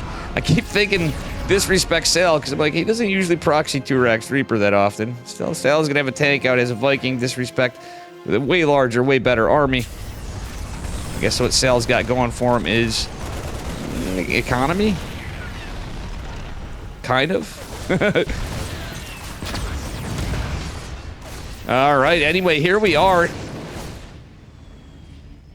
Sal with just the Reaper left. It's not looking too great for him in total. I mean, some of this is Marines, or it's the Reapers, the Hellion, etc. But, okay, little drop-a-reno. In a weird way, I wouldn't hate him sending the Reapers into the natural, right? Or going up the Reaper cliff. Because if he did the drop with 2 Reapers pressuring with it, I think that would actually be really good for Disrespect. He can disjoint Salem with the little army supply he has. Well, now that 2 tanks are out, he might be able to defend it easier. Vikings can be landed, but Reapers are agile, and it's all about the multitasking. Ooh, Sal saved the Reaper. Thought they were all cleaned up, but I guess not.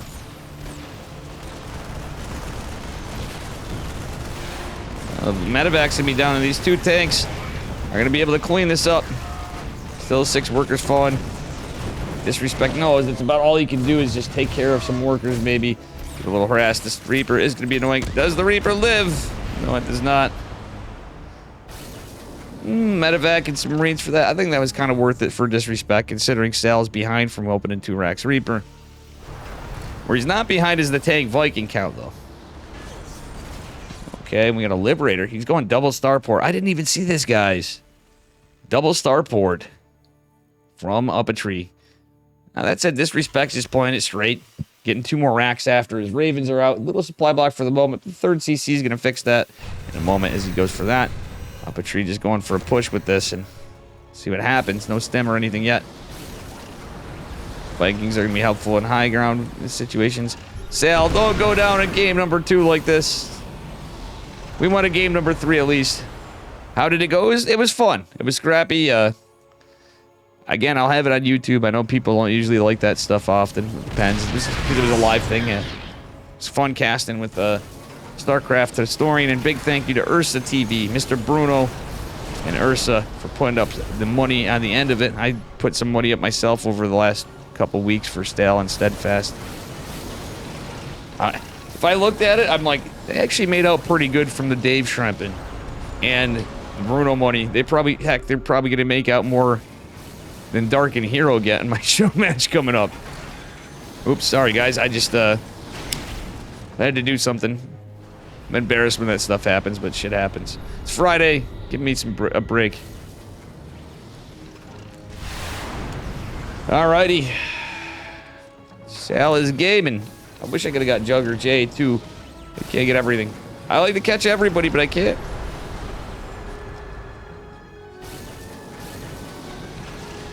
So many buddies, so many good players. But Akron, Holden, and the gang. Those are the guys. Haven't played tomorrow. Hopefully I can catch them. Wish I was able to catch Akron at the least. Or Holden, you know, either one. Alright, guys. Got some libs going in. Disrespect is forced to reposition. Oh boy, the boys are pulled to disjoint. Oh, actually, the Liberator's coming in pretty good for Sal. See how this goes. The Vikings are landed and the tanks even unsiege. Oh, that was not the fight, Disrespect. Sal may do it, guys. Disrespect doesn't have the army supply, and the landed Vikings are going to be powerhouses. Oh, you might want to raise them right now, though. It ain't Ogre just yet, but it's looking pretty rough. The worker count's pretty good.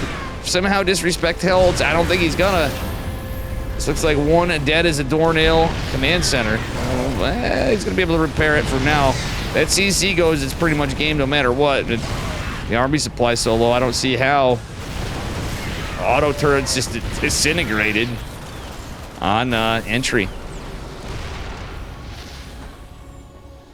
All right, guys, let's see how it goes. Disrespect going. Is he gonna go take his 3rd? He is. It's about all he can do to land it, but the Vikings are gonna be here to threaten. Cyclone's landed, and he's gonna kill one of the Vikings for Sal, but Sal Looking economically built differently. He's actually crushing it now.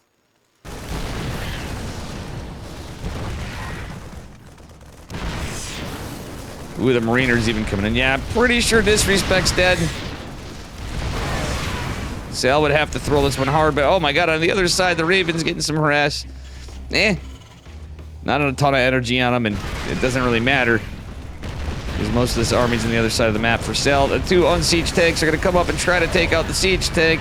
But Sal does manage to throw some of that away after all. Liberator going down is going to be nice. Forcing Sal to move. Gets one hit with the Liberator. Still, 10 workers fell for Sal. And I don't see how Disrespect comes back from this. Unfortunately, for anybody rooting for him at the moment. I'd say myself too. You know, but no, I'm joking. I want Sal to at least be at a point. I'm unbiasedly biased here. I'm teasing because you know how much I love Sal, but Disrespect's a really good dude. And he's been playing well, but this time I think he made a few big mistakes, unfortunately, that ultimately are going to eventually cost him this game. Yeah, he's pulling the boys. This is his move of desperation. Goes up a tree. Lean's house, there's all but a tank. And that be that. For Disrespect over here. The Ravens are coming back, and honestly, I think he would have needed the Ravens with Interference Matrix to break out of this, even though there's Vikings. He might have been able to land a couple here or there when the Vikings were displaced. Yeah, this is Ogre. Vikings shredding through the tank. Everything going down. And you can't fault this guy for not leaving. It is a big tournament match. I'm pretty sure we're going to see it pretty soon. GG is called up a tree. Takes game number 2. Sal makes it look easy. Sal almost threw that game too a couple times, so. Shocker.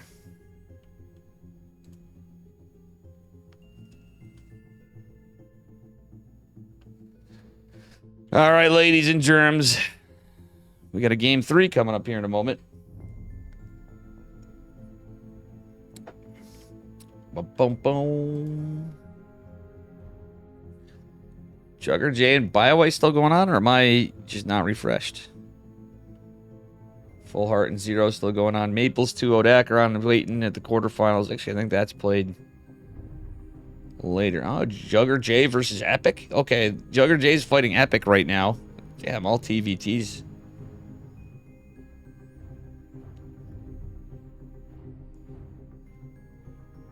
Guys, Protoss is so overbuffed right now. There's all TVTs basically, except for Maples. Pilly still looks like he's in it from what I could tell. You know? Protoss is busted, dude. That +1 range on the pylon in the faster building observer. Absolutely busted. Honestly, it's funny. Some of this is just how it played out and how seeding worked. Oh.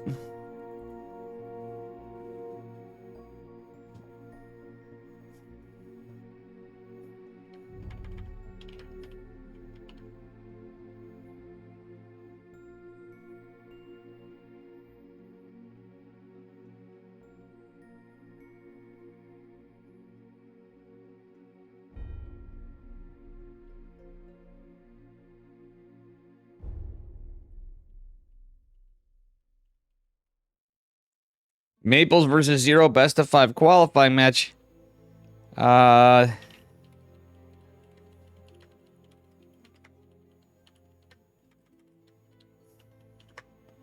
0-0-1 in the other one.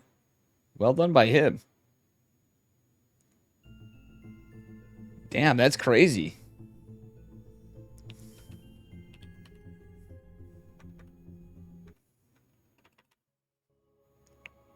That is actually pretty wild. Perfect Zero. I forgot that's his whole name. So he 2-0'd Full Heart, or he won versus Full Heart, going on to fight Mape the Ape, and I really would love to cast that one. Maybe we'll see where we end up at. Anyway, here we are on game number 3. How you doing, everybody? Bottom left-hand corner of Amphion. This is Match Point from Apprentice Esports. In the blue, it is Disrespect. His opponent in the upper left, Is he going to give him a left hook? Is he going to give him a right hook? W gang, you may get your dreams. Is up a tree. Or is it going to be the L gang? Who's making out the stonks? Hopefully Sal's chat at least has predictions, you know? Alright, let's see what we get here. My assumption is standard TBT opener right now. We still could get another racks, but I don't think so. Usually send the SCV out before. We can do in-base 2 racks, but that's not going to be the case here. Up a tree, a little less eager to take a second guess.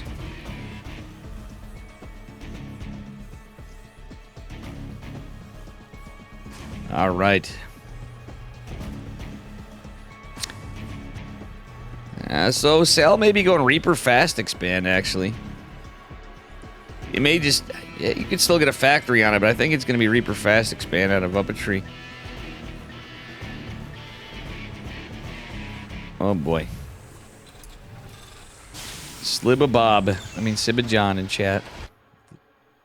Making me look at butts again.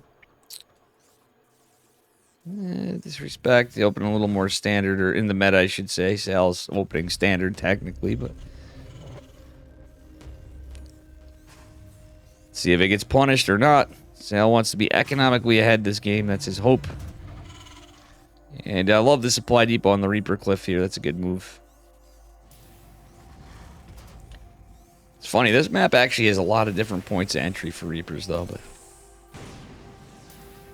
look at that.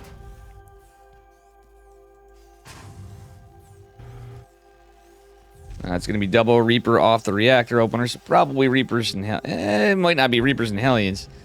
Could be Reapers and Cyclones. I think it's going to be Reapers and Hellions, though, out of disrespect. And that could actually punish this a bit. But the bunker is actually a good move from Sal. Alright, factory finishing up for Sal. First Hellion on the way. 2 Reapers going to go across, or are they just going to defend? They're just going to stay right here at the ramp. So we're kind of flying way more blind for disrespect than Sal. It should be noted. Sal's about to finish the CC up. Economically, he's in a good spot. Disrespect just now starting to CC. Starport's going to come up a little earlier. Sal is going for the Cyclone. In his case, it makes sense to go Cyclone. Go ladder, Franco. I mean, I'd love to, but no, but it's only Roddy and I casting. I literally I got guilt-tripped from the first second I made a tweet about this, and then I look in Sal's chat, because I'm like, I go live, I was going to play around, and I see slowly in Sal's chat go, well, Roddy's the only one covering this. Yeah, I can't cover anybody, but at least we got some other coverage, you know? It's Friday, though, bruh. I'm with you. Anyway, Aliens and Reapers are going to get some work done. It's not a full wall because of this, the Reaper wall off. Like, I like it normally, but in this case, it's a little rough because you're always taking a risk. I know it's not good against the build, but it can be. 2 Mariners are not here in time. The 1 Cyclone trying to fight this off with the ever-falling SCVs of Sal, who's down 5 workers, and more are going to fall to follow behind it. Hellion actually not doing anything. Sal's got some idle workers because he's got to clean this up. Mule's not going to be able to do anything anyway, but this is going to be dealt with finally at the end of it. Well, funnily enough, Sal was about to fix a supply block, but one way to fix a supply block, guys, is to lose all your workers. Well, not all, but he lost all the workers. So I'll just back up to 20. I think, yeah. It's rough. Little unlucky. That's how it be in build orders. Disrespect now ahead on workers, and he has that second base as well. It really is rough to be at this low workers this early on, and a little bit of a build order counter if it's done right. Some of it's the map, too. And I was like saying that. I like that because you can scout if it's, you know, the Reaper split off and stuff, but it wasn't as much defense in the supply depot. If he should have walled off up here, because he literally could have prevented, or at least delayed the attack on the high ground. Marine's going to scout this Reaper coming in, though. Disrespect really wants some information. Or sorry, Sal wants some information. Disrespect has tanks, he has interference matrix, and Sal's just playing catch-up on the supply. Does have a couple tanks out at least. It's going to be a rough one to come back from. It's TVT, though. We've seen it happen many times. Many of you Terran players in chat have probably had it happen plenty where you've came back from this, though it's never easy. Sibajan doesn't like slowly, oh boy. I'm sure you're not the only one. I don't have any problems with slowly. But I'm even in constant fear of getting banned from many streams from slowly. I'm not gonna lie. She's a bruh, though. Not as much as Jeremy, but she's a bruh.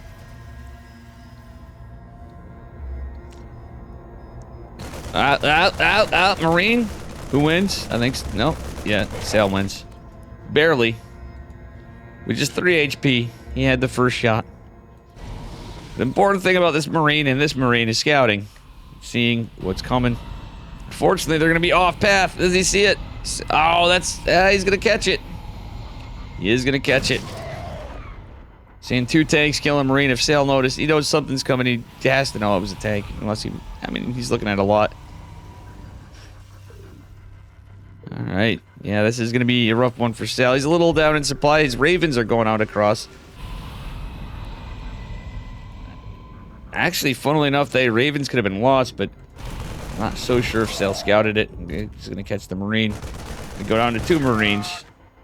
I like that from Disrespect, but don't hate this from Sail. Does he have he doesn't have interference matrix?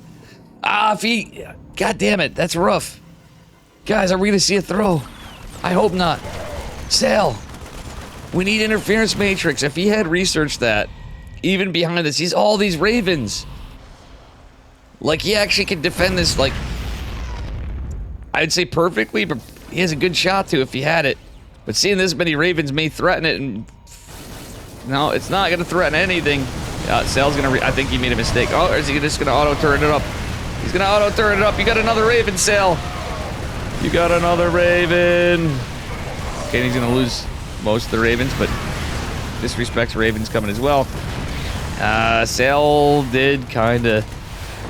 That's a tough call to make, but I honestly think that was just a... Yep, it was a mistake. That's rough. Oh, poor Sail. Disrespect takes it. And, unfortunately, a bit of a throw from our pal Sail. It is unlucky. And I'm, you know, as much as I could be a little mean to Sail, everybody knows it's in good fun. It's always in good fun. This is actually a pretty good game. Some of it a little unlucky there. How's Theory and the rest of the boys? Franco, Francis, Ballistic, Digits, Kid Chillin', Sibba, Magic Turtle, Gilum, everybody in chat, Weeson, Bane Riders, Ghost Riders, Adamos. How's everybody? And any of the Bing Bong crew here. Azura was in. Acheron was in. So that one is done. I got to see what series we get coming up.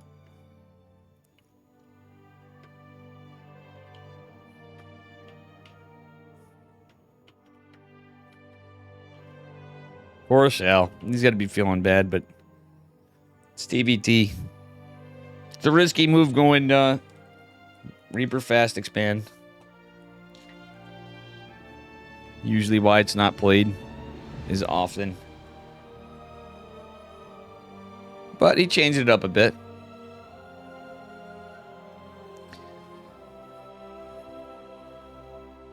Damn, Perfect Zero actually played pretty well against Hup too. Disrespect versus Chaos Fate. Qualifying match.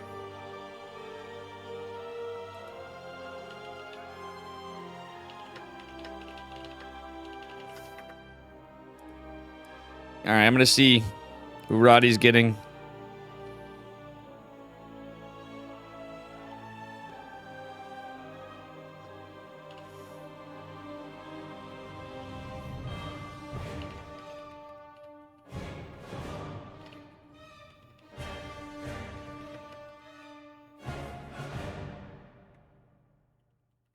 I was gonna ask Roddy if we can do a coin flip.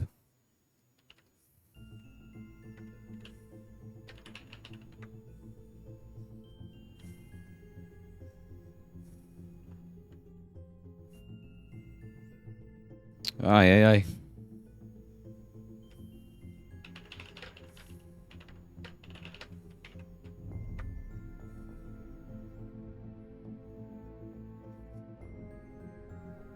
And Icegar is saying Hero versus Estrella this week was probably the goated PvP in one day. Icegar just goes, I booked therapy to get over that game.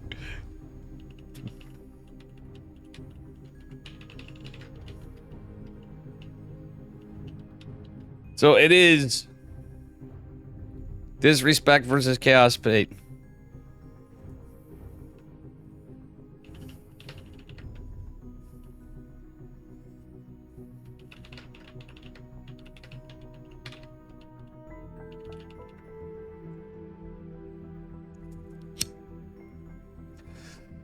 All right, guys.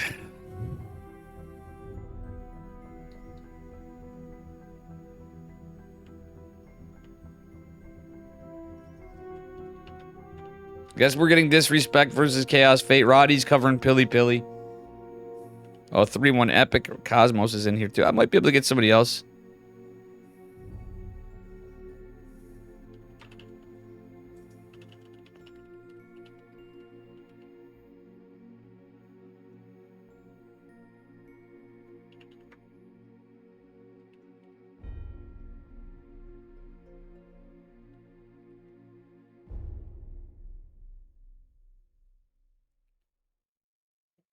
Man, I almost got a...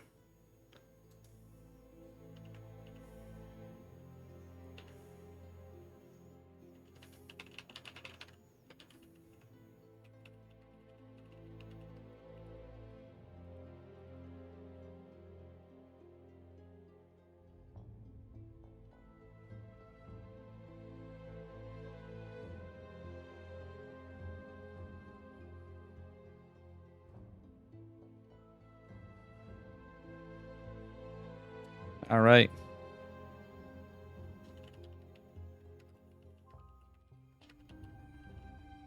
Roddy's staying all up all night for this.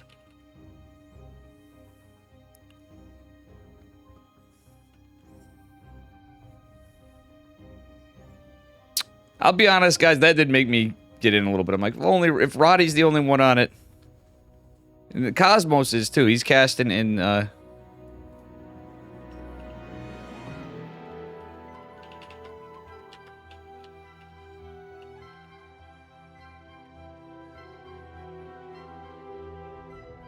I guess I got it. Let's get it, boys. Hell yeah, digits. What's up, guys? We're gonna be kirking in after this a little bit. But I gotta tell you, I'm feeling it, man. I've not gotten, even for me, like, I got a little better sleep, I think. But not quite enough. I might have to order some food after, too. I gotta look for my phone while they're doing this. Guys, give me a brief break. I will be right back.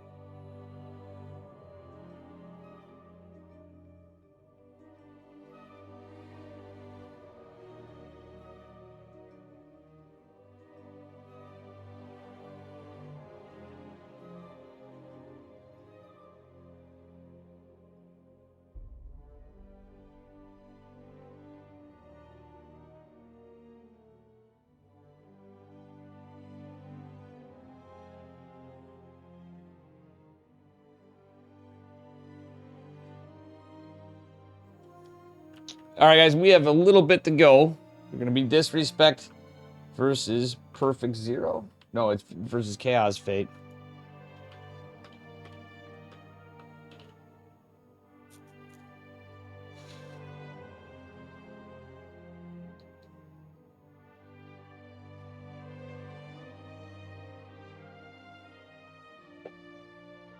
All right, guys. I reckon we got some gaming. Sadly, I can't get the PvP. This is a time where I can't be biased, but if there's 2 English casters, I have to concede to Mr. Roddy. For my boy Billy, it makes me sad. Maybe it's good luck, though. When I don't cast Protoss, they usually win things.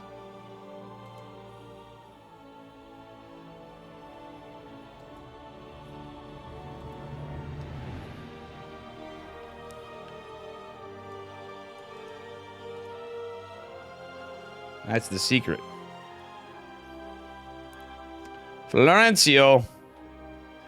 Hope you had a good stream, mate.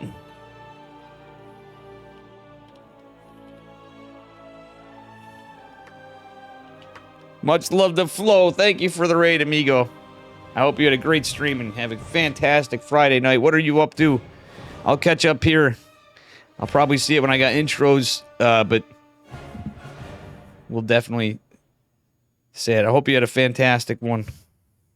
Have a fantastic weekend. Hopefully you're not stuck working. I know your schedule gets rough sometimes. We all get our pains from the old work ski.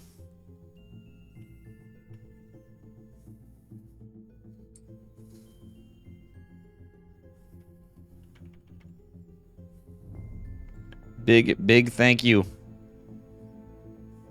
All right, I'm just getting in here. Looks like my girlfriend's probably taking a shower or something, because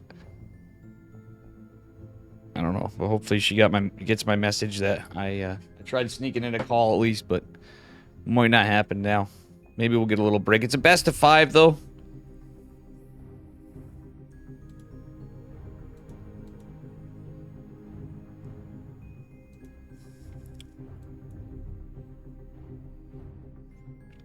There's a lot of qualified people already, apparently.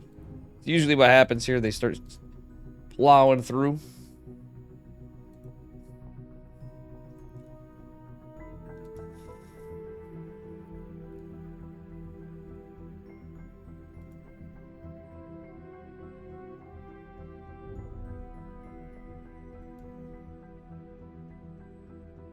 Boom, boom, boom. How you doing, Boy Scout? Again, apologies for the delays. I don't make the rules. How are you doing, sir? So who's playing tomorrow? I'm looking on this. I'm thinking of players. I got in late. I couldn't help it. I worked till 5. It starts at 5 Eastern time. So unfortunately, I missed a bunch.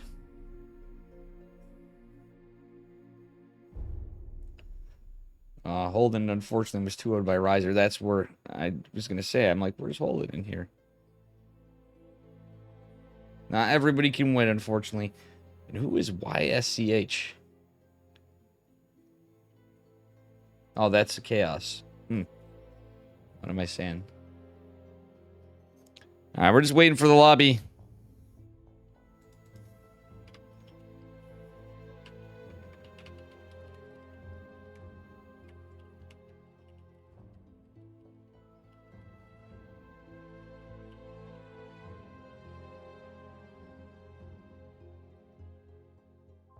All right, we're still waiting. These guys are getting some long vetoes in this TVT. All right, they're doing that. I gotta hide my cam for a minute because Dave's gotta do what Dave's gotta do. I am here with you. I was originally not gonna do this, but you know what?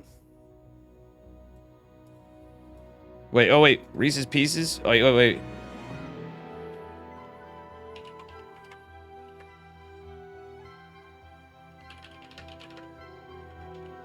It's game 1. We're going Maples. I'm sorry, guys. We're going Maples. I didn't realize they were still going because that means Cosmos is covering it.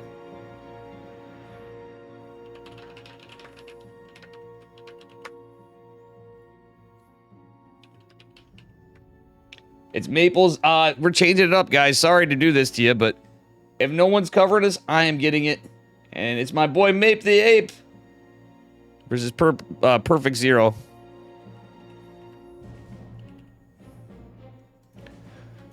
We got a Protoss.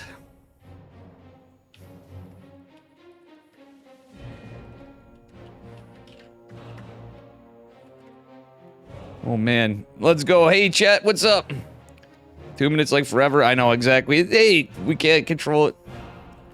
Oh, he's up 1-0. Maples is up a point, so this may detract some things, but it may let us bounce some series. I got like 2 whole series tonight. We'll see how this, what games we get? Mape the Ape. So we do get some Protoss. Finally, a Protoss. They do exist. Alright, here we are on Dynasty. Spawning in the upper right-hand corner in the blue, representing Team Gosu Pro, it is Maples. Or Mape the Ape. His opponent in the bottom left in the red from Apprentice Esports. This man's been on a tear, but he's down a point. Give it up for Mr. Zero, our Terran man. Dynasty, one of the newer maps. It's the one with the gold base, which is so tempting. But also so punished. Be it for Terran or Protoss. You know, you got Stalkers, you got Mariners. You got lots of things that can go in Assault here. It could be a pretty good proxy location, too. Let's see what Maples does. He's looking around for proxy, speaking of him. I think he's going to proxy. No, I'm just kidding. I'm just kidding. I'm getting you guys excited. Because Maples is a man that's known to cheese from time to time. With his ape-like strategies. We love it. Zero's going double gas. Alright, so we get a little spice here. It's pretty in the meta for Terra now, though, but at the end of the day, I do think... Well, what? Where's Zero? We are going to see a proxy from Zero. And my assumption is it could be a proxy factory and starport. Maples is going to go in for a full scout. I do like it. So he is going to see the 2 gas. There's a lot of times where we'll see pro players and semi-pro players not scout the 2nd gas, and I think that's a big mistake often. They'll just look and go, oh, it looks normal, and, you know, Terran can kind of fake some things out occasionally, but not going to be the case for Maples this game. And Probe is going through, and, oh, he wants to delay the supply depot, which wasn't going to go down immediately anyway. So Mape knows the timing of a factory, I think. He's looking around for it. He's got the right idea. Maples, is he going to find his proxy? Unfortunately not. What a cheeky proxy location. I kind of like this from Zero. Florencio bringing in the cheese in the chat, guys. Still a good scouting, but unfortunately, Maples will not find this. If he does, it's going to be quite late, and it's basically already solidified as it is. But really, look at Maples scouting. It's pretty good.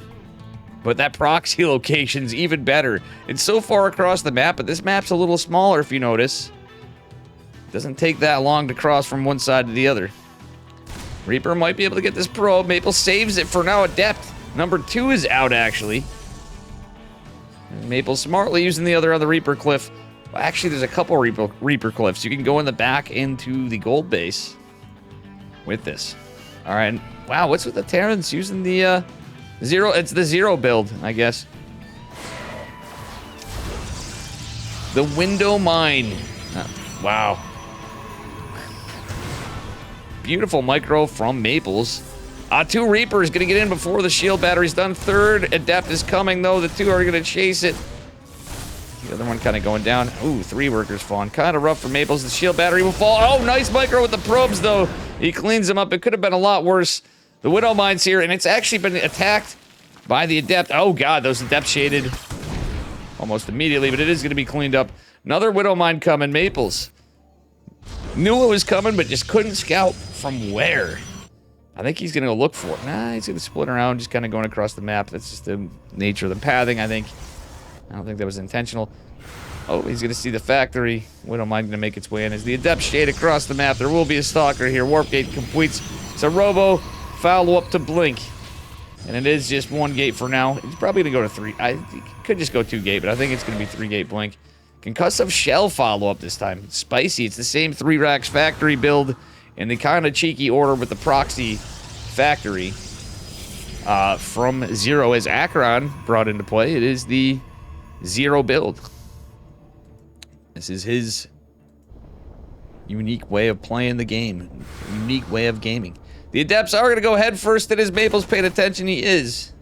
He's going to see what it is and probably deduce that it is Concussive Shell first. Ladies and gentlemen. Maybe is just going for an Observer. Oh! Cheeky man, even though Widow Mines have been heavily nerfed in some ways. Like, they still do a lot, let's be real, but it's so much easier to see them now. I just don't think these... And, you know, you can't just get an armory anymore. And they're perma-cloaked. As long as the armory is alive. Now you need to research Drilling Claws and have an armory to research it.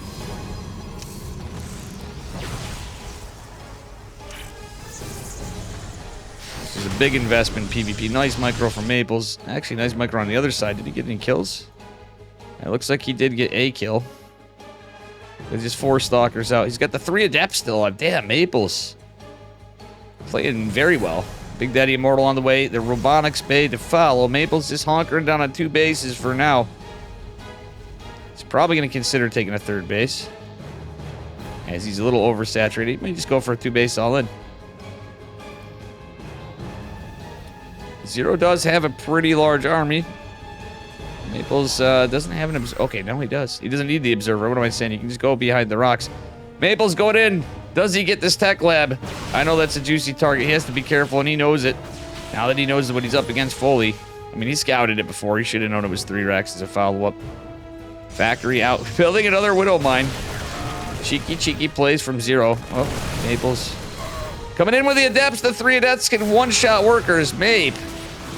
Doing a great job with longevity, but he's not... Oh, dude! Oh, my goodness, guys. He needed a shift click. He could have probably killed, like, 7, 8 workers, 9 workers.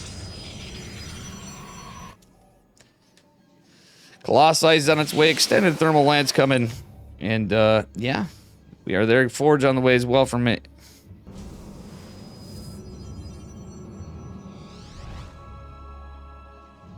Sorry. Had the GF text, so I had to take that. Let's take a look here. Only 4 workers falling for Maples. Behind this, we do have a little bit of pressure. That's so unfortunate. Like, it worked out. It distracted Zero, but what I'm getting at is Maples really could have got a lot of work done right there. Even more. Like, if he took out a considerable amount of just shift clicking, even if he took out like 5, 6 SCVs right there before those Adepts went down, that would have been huge. Absolutely huge. All right, Factory's still just hanging out over here. That's kind of hilarious. And it's gonna be Scout. Wait, what? Maples? Hello? The Factory's kind of nice. You can delay an armory, but it's not gonna be an armory. This is the Zero build, the perfect Zero build. Going for the Ghost Academy. Not an armory, not another eBay. He's going from 1-1. That said, we have a Dark Shrine from Mape. I do like. Tommy likey. Tommy want wingy. That's all I can say, guys. Very nice catch in the Marine. Maples has to be careful. He's getting some more reinforcements of Stalkers in. That's about all he's got. Yeah, okay. Zealot's going on the sidelines. Charge isn't going to be here. The most he can do is Scout. He could recall if he catches it early enough. And he is going to catch it early enough. The slow Zealots, though, are in trouble, and that is 600 resources, 600 minerals tied up in Zealots. And here comes the Protoss army. Behind it, they're meat and potatoes. The Stalkers and Colossus and Sentries with one Big Daddy Immortal. Nice catch by Maples. Once Charge comes, he's going to be in a fantastic position. It is a 1-1 Terran. A +1 ground weapons is following behind it. The Dark Shrine coming as well. Alrighty. Zelly boys making their way in. 3 medevacs. Going to the side. 2 dank Templar warping in, though, behind us. Against 3 racks. Against this kind of a push. And against a heavily muled Terran. This could be big. I think it's gonna be big. As Zealots come running in, there are a couple Widow Mines. Oh, friendly fire even. That goes good for Mape the Ape.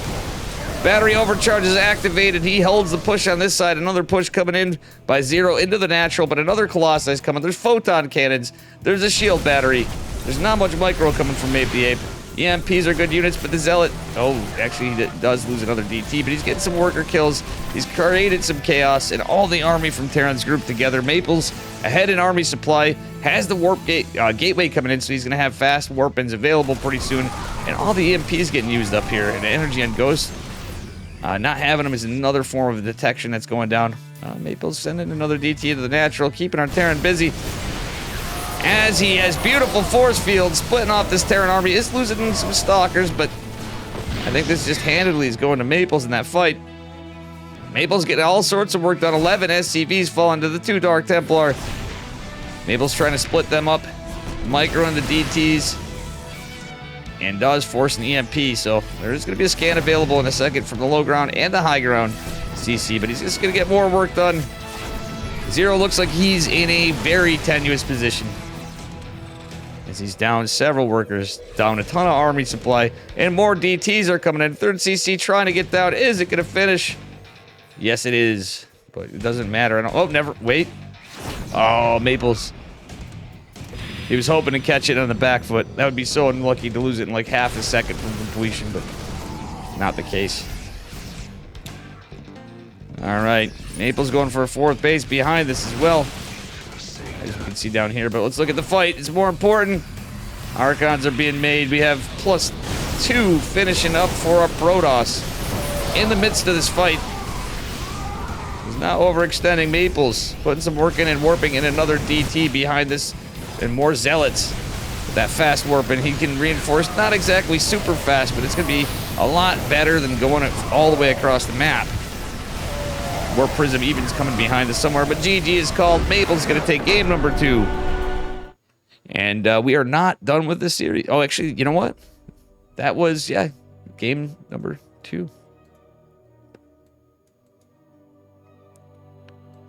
Excuse me. We didn't have match. We had some issues. I'm a little confused now.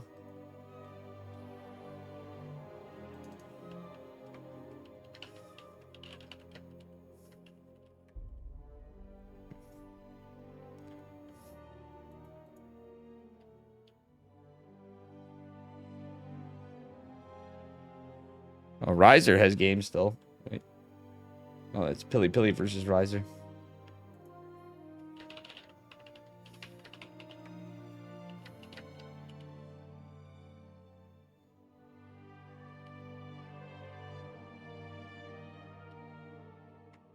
What up, Slowly?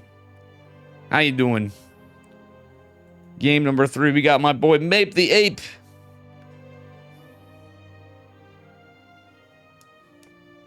I finally got one of my Protoss boys. Unlucky, I wasn't sure if I was doing it tonight, and I'm like, you know what, let's do it. I typically cover these more often than not, and seeing Roddy just on, I'm just really tired today. I think it's worth it, but it just sucks because I get out of work right at 5 Eastern, and the start's at 5 Eastern. I needed a few minutes after work. Didn't even get to make my coffee because, you know, I'm not allowed to drink beer on these. It may or may not have happened in the past, but jury's still out on that one. Yeah, I'm teasing. But when this is done, we're going full Kirk. Even though I really could use a break after last night. It was a good show match we had too. All right, anyway, here we are, guys. Oop, let me just correct this. Spawning in the bottom left-hand corner of Alcyone in the blue. Representing Team Gosu Pro. It is my man Mape the Ape. Just needs this match to take it all. And he qualifies. His opponent in the upper right with a good run. He's another Canadian. Give it up for Perfect Zero from Apprentice Esports, our Red Terran man. He's been doing the same build every TVP. I think Mape's got his number. Is Zero going to change it up is my question. This proxy, it's an interesting build, but again, on this patch, I don't really see it being that strong. The follow-up could still be strong. The 3 racks aspect. I guess it's just to cause a little chaos, if nothing else, because the Widow Mines just don't get that much done. It looks like he is going for the same thing again. He's going to mine this out. Maples might be keen to scouting this. He's quite a good scouter. He is going to do just that. He's going to... Okay. Okay.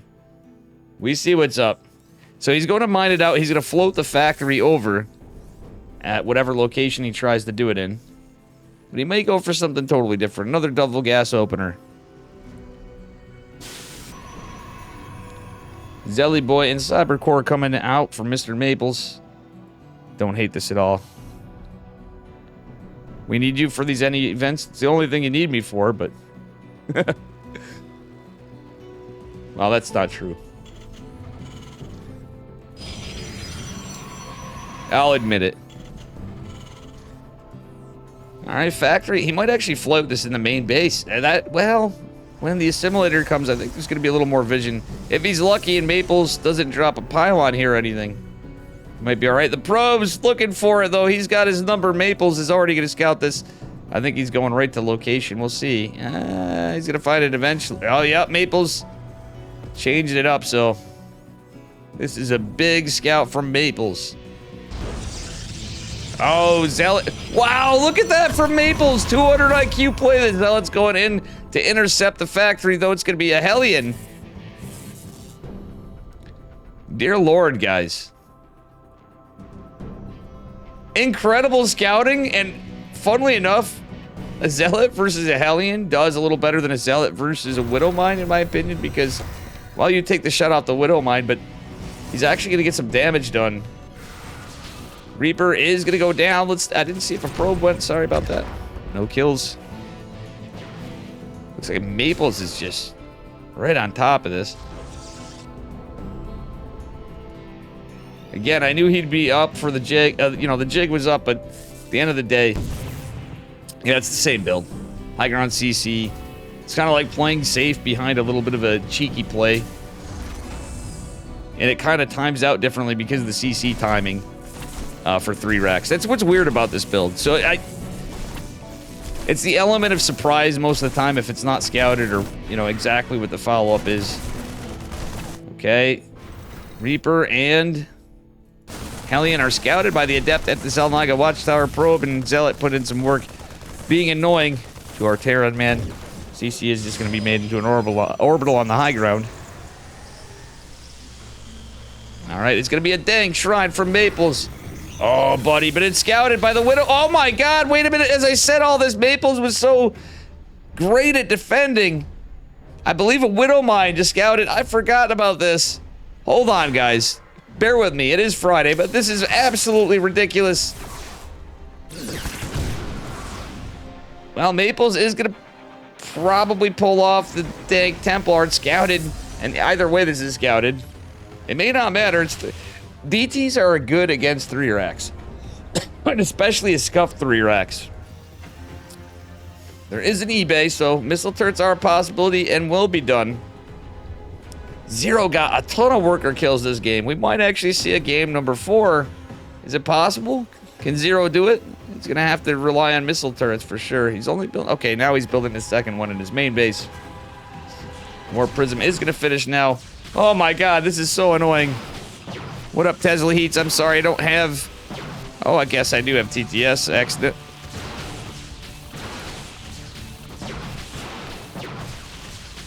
Thank you, Tesla. I hope you're doing okay.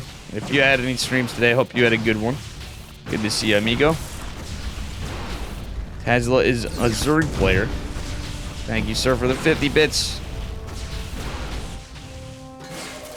Hellion is gonna go down. War Prism is on its way out. Maples is going to be, unfortunately, meeting missile turrets from how he's playing the DTs. Factory does go down, though, so it is a catch. But rough start from Mr. Maples. It was a really good start, followed by a rough one. That was incredible with the pylon block, though. And it's not Ogre.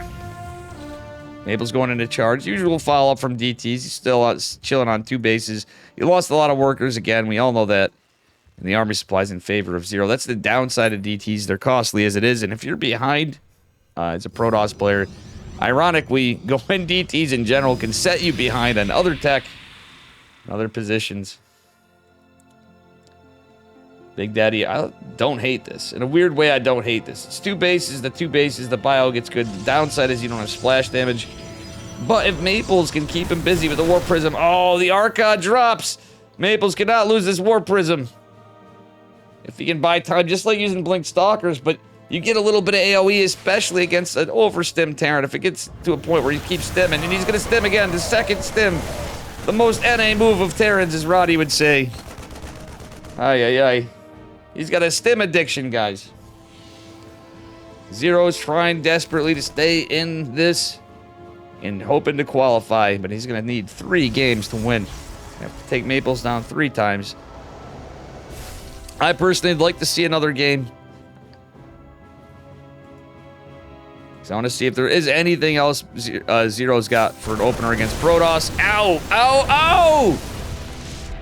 But at the same time, Maples is really good, and he is a good buddy of mine. It's just criminal to go against your friends. But at the same time, you know, casting, I gotta put a little less bias in sometimes. Another Warp Prism coming too, Big Daddy Immortals here. And double medevac push with a split off from Zero. It's all bio. The factory went down before. Zero goes YOLO. He's gonna have 1-1 though. Maples does have some stuff. Oh man, he gets the medevac. That's huge for Maples. Zealot's gonna see this other push, though he doesn't have a ton to deal with. This army coming. Clearing out the medevac full of bio is actually huge for Mape the Ape. +1 is just getting started for him too. So the 1-1's gonna actually feel pretty potent for Terran. And again, we are on a 2-minute delay for those of you that either can't read, don't know, and I'm not insulting, I'm just being honest. You literally can't see it from if you're watching from a phone or something. We got some more gates live now, but this double medevac drop in the main base is going to be a bit of a problem for Mape the Ape as he's down in supply. He's going to lose more workers. Behind it, we do have a Zealot drop into the natural. Maple's trying desperately to hang on here. Trying to get some work in. And if anybody can tell me, how's my boy Pili Pili doing? Pili Pili. Oof. Nice pickup, but unfortunately, the other missile turret's going to be quite annoying. Still, Maples is forcing Zero entirely back home. A Warp Prism with DTs available, even with a missile turret and Zealots. Okay, that was actually smart to cancel that. He knows there's a lot of bio. And Maples is trying to cling on here, though. He's only got 30 workers to 48, even with all this harass. Third CC coming down. It's a little rough as well. All right, DTs and sentries. You don't see this every day, but Maples has got to come up with some strats. Come up with some cheeky plays. Stay in this one. A Viking coming out. That's for the Warp Prism, by the way. And our Terran man is going to send 2 medevacs out. Maples has basically got to just try to end it. 2 Big Daddy Immortals coming on the back. And guess what? Zero is coming behind. His bio is not in the medevacs. These 2 medevacs don't have a lot of energy. One's going to go down, though, even with... And none of these medevacs really do. Maples with some really good micro... Okay, he's missing these. I was going to say pick it up and save the Archons would be good, but the Viking is going to come into play here. Archon is dropped. Maples trying to get God's work done. 10 SCVs fall. He recalls the Immortals. 1 is going to drop. 1 is saved. And that's basically all Maples has got outside of gateway units. GG is called, and we got game 3 taken care of and wrapped up. That is going to go to 0. We have another one coming. It's getting late. Even doing this, guys, if I'm going to order anything, I should see what I got here. We're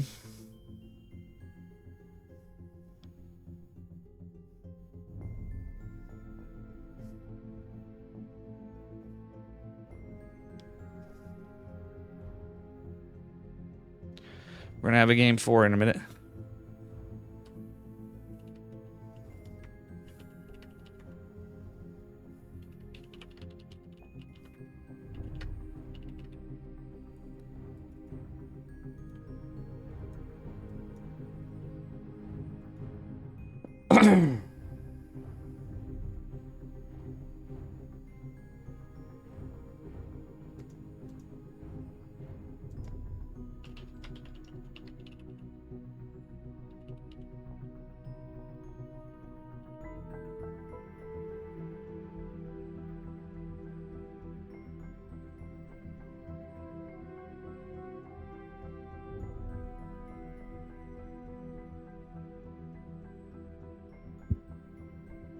Oh, boy.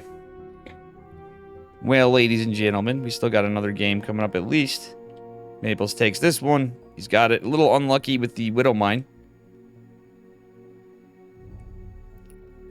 The Widow Mine actually, realistically, that pretty much just won our Terran player, Mr. Perfect Zero, the game. Excuse me.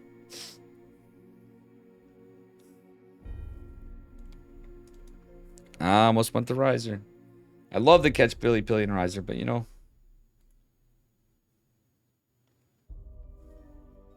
Looks like Pilly lost his last one.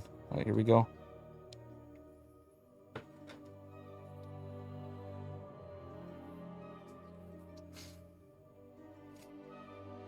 Looks like we do have 3 people covering. Cosmos is on the other stream as well.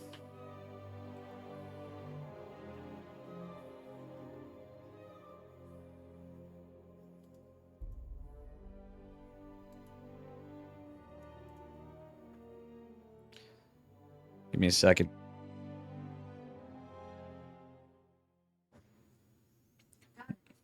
Anybody have any suggestions for food? Because I don't know what to get. I may or may not get it. I don't know, but stuff's going to start closing down. Because everything closes early. Kind of don't even want to bother. I'll scrounge something up here. All right. Game number 4 incoming right here, right now. Another TVP. PVT, I should say, for the Protoss. For the apes in chat, here we are in the bottom right-hand corner. We have 1 Canadian, 1 man, or is he an ape? In the blue, from Team Gosu Pro, give it up for Maples. And his opponent in the upper left, in the red, from Apprentice Esports, he's also Canadian, give it up for Perfect Zero. Pilly's 1 versus Prizer 2. Defeat screen, oh boy. Oh, that's sad. He's got another lobby. PvP's a tough one. Pilly's been try-harding too, so I really hope he qualifies. I like Riser, but Pilly's really actually been practicing. You know, he's taking the big breaks, and the guy went from being a pro player to actually going into a career. And I do have some friend bias there, all right, and also player enjoying bias. I'm glad to see Pilly try hard, and I hope he pulls a comeback. Roddy wants a game 5 anyway, so, you know, on his end, he's rooting for Pilly to come back. All right, Zero getting some harassment tasks. Going for the same build again, it would seem, in game number 4.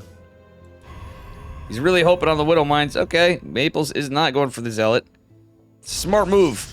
And honestly, I like this. Dane was just talking about this last night. Something I often think about and forget about as a Protoss player. All right, guys, so just hear me out. You start the Zealot. It doesn't really tie anything up because you're waiting for your Nexus anyway after core. If you scout double gas, all you have to do is cancel the Zealot, drop the pylon.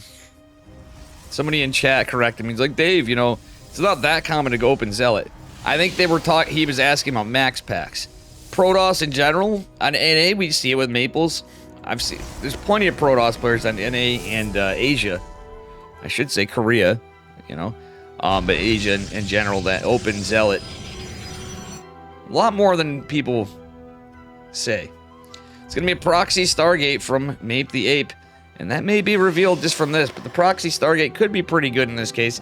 Because this is a delayed 3 racks.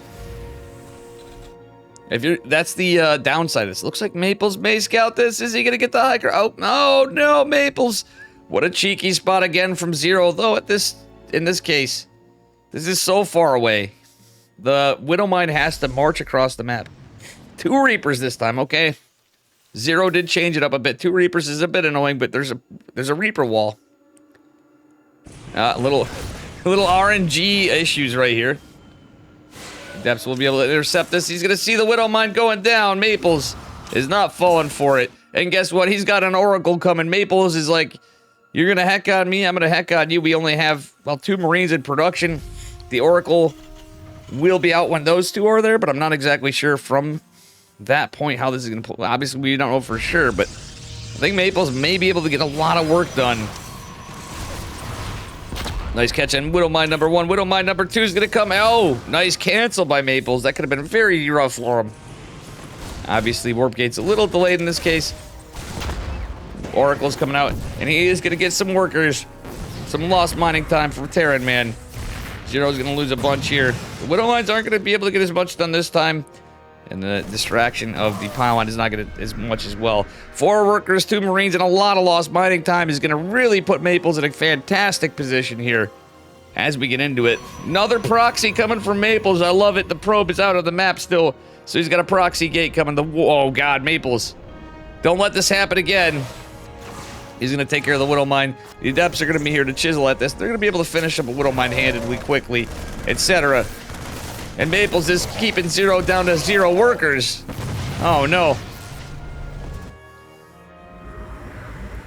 Well, perfect 0 on a bit of a problem, to say the least. Stalker coming out to chase this. Maples just with 2 oracles. He's got the warp gate over here. And Blink is on the way. It's not a bad situation, to say the least, for our Canadian Protoss player. Mape the Ape. Oracle is getting some work in. Let's take a look in total. 6 SCVs, 2 Widowmines, 1 Reaper, and 5 Marines for 1 probe. And that be that. Maples getting some more Stalkers in. The build scouted, but you know what? In this case, Maples is looking very good for a position. Some of this army supply is Adepts. I don't think he should finish the Shade. The Oracles don't have a lot of energy. The Oracles and the Adepts would win this fight. Pre-stem, etc. Oh, but not now. If he had the energy, that's what it comes down to. The energy with 2 pulsar beams is quite good. Factory is on fire, so that will fall eventually here. But Blink is about 60% done. And the Stalker count's looking pretty good. Downside, no, there's not really that big of a downside. The Oracles will give some good high ground vision. Oh, Factory's going to land to block this Nexus. And truth be told, Naples is only at, no, he's at 3 gate. It's pretty good for him. Oh, man, I like this. Still, the proxies double as scouting, guys. And ladies and gentlemen, I should say. All right, race rev tag. Maple's going to put a little pressure on here. It's a lot of Marines, but Stem is not... What, Stem is done, actually. Combat Shield's not done yet. It's going to finish up here in the engagement, though. But before, Maples gets a lot of work done the pulsar beams and kind of a trap. He's actually disjoining a lot of the Marines so they can't run into the bunker. Some of the Stalkers straight out, but I think that fight went extremely well for Maples. +1 is going to finish up eventually here. Maples trying to... what is Maples doing? Okay, he's worried about the... Maybe he's distracted by the factory for a minute and did ultimately fall, but still... +1 finishing up. Maples going into charge. 3rd Nexus coming down behind it. He does actually have 4 gates. I'm not even saying 3 gates. And very clearly there's a proxy gate added.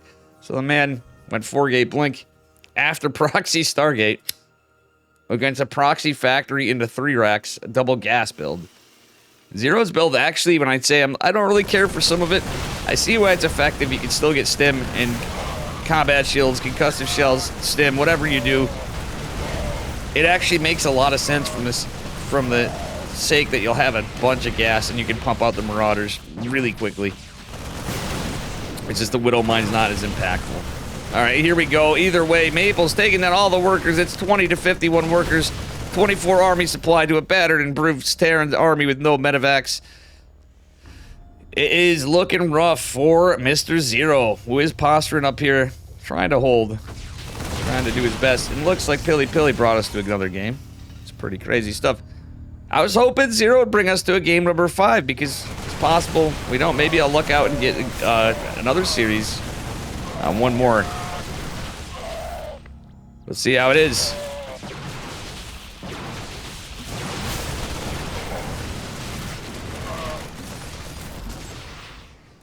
Yeah, Marines and Marauders and charge lots coming in, but we'll see what happens here.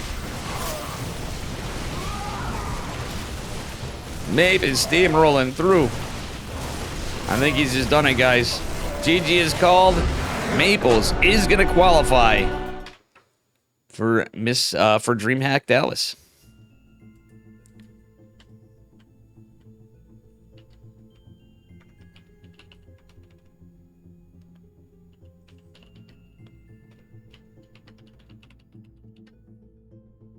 Game 5 from Riser, nice. Wait, did Pilly win his thing?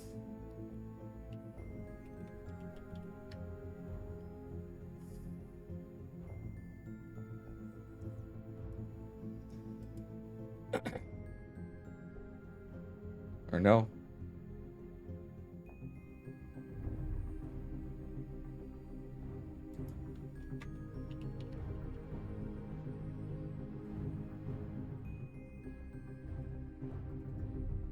Oh.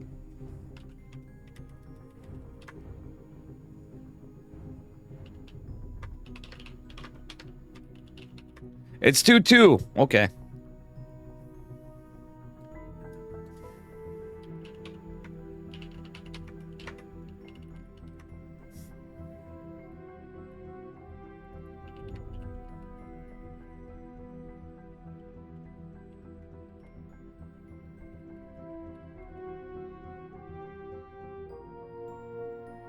I hope I didn't miss this.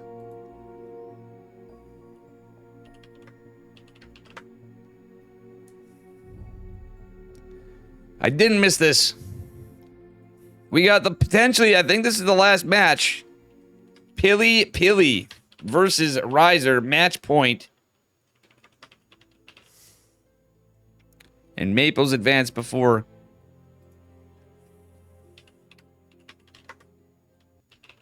Who wins?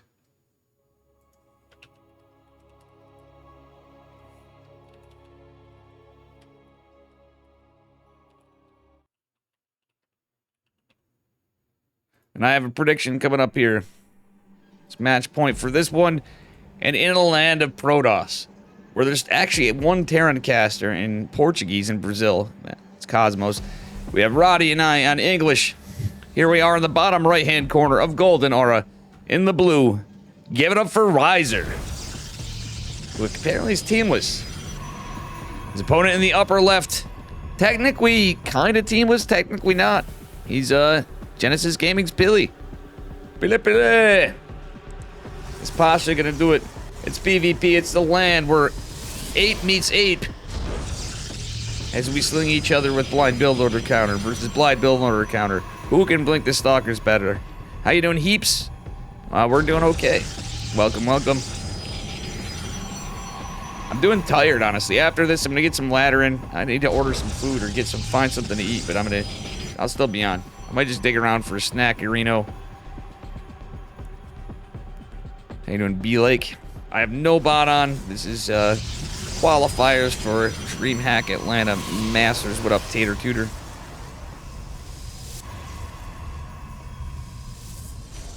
Alrighty. Hello, Tater Tutor. I don't know about young, hip, or any of that. Do not underestimate the power of the dark shrimp. Shouldn't say that when I'm casting ESL, but yeah. Here we go, gamers. Riser going for a metagame proxy pylon. I'm pretty sure of it. He's just gonna go scout out. Yeah, it's just a metagame pylon for now. It's PvP, so. You know who is destined for PvP, hopefully? Pilly, because look at that. It's PvP in one name.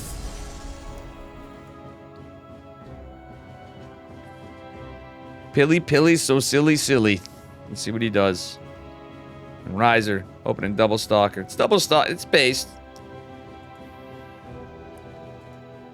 I think Pilly is not buying it just yet. He's gonna scout the probe. And Pilly does drop the pylon, so I think he is just going for next. Oh no, he's going Stargate. That's a little unlucky. I mean, I don't know. He thinks it's something that it's not. He's gonna scout the double stalker. And that's honestly a read that basically any Protoss is gonna get. So it's gonna be double stalker, double sentry, expand. That's gonna delay Pilly's expand because he's going 4 stalkers in the Oracle. And Riser's gonna be able to defend it, but he's also gonna be able to take the Nexus. So it's gonna put Pilly a little behind for money. Oh, wait, what? 200 IQ play. He canceled the Stargate. Say something about Pilly.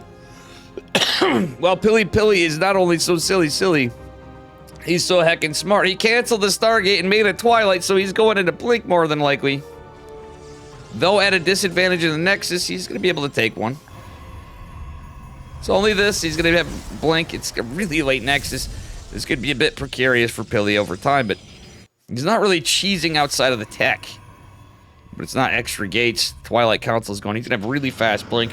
Nexus is going down. He can still build probes, and he can be at an alright economy. Fast Blink does have its pros, though. Elucidation's going to go out, and it's going to scout this, and Riser's going to go, what the deuce? Even though he's open very standard. It's like good and bad for Pili. You're eating chicken wings? Zero regrets? Yeah. Wings do be good. And I don't know. Kind of goofed on my shopping this week, let's put it that way, too. But I order out way too much lately. Alrighty. Getting into it.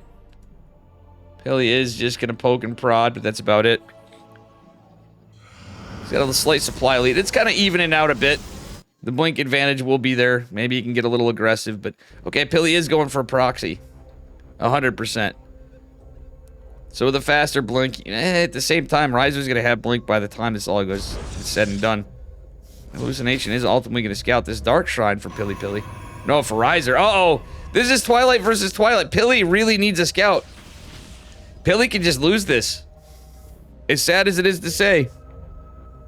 This could be a lost game really quickly. He needs information. Oh, he's going for a Robo, though. Pili's got the Robo coming. Riser could cheek out DTs over here. Same time, Pili gonna try to put some pressure. He's gonna scout the third base. Not getting too aggressive. I love the Robo. That actually worked out so good. That being said, Pili really needs to get this third base done. He does have Blink. Sentries are gonna be good, but the shield batteries are a ways away. And Blink is a good thing to have right about now. Pili with decent Blink micro is going to take out one of the shield batteries. Does he get the other? Does he get a cancel? He gets both. He's going to clean up the Stalker as well. Blink going to finally finish for Riser. Army supply looking in favor of Pili, who is dropping. Not a warp gate. I wouldn't hate him doing that. Again, Riser can warp out this way. Observer on the way is going to be also really good for Pili. Riser does like his DTs coming. Oh man, Riser with a misclick. That's very unlucky. Pili actually had an advantage right there from the start, as Riser accidentally warped in the wrong thing. Riser could warp in a defensive DT.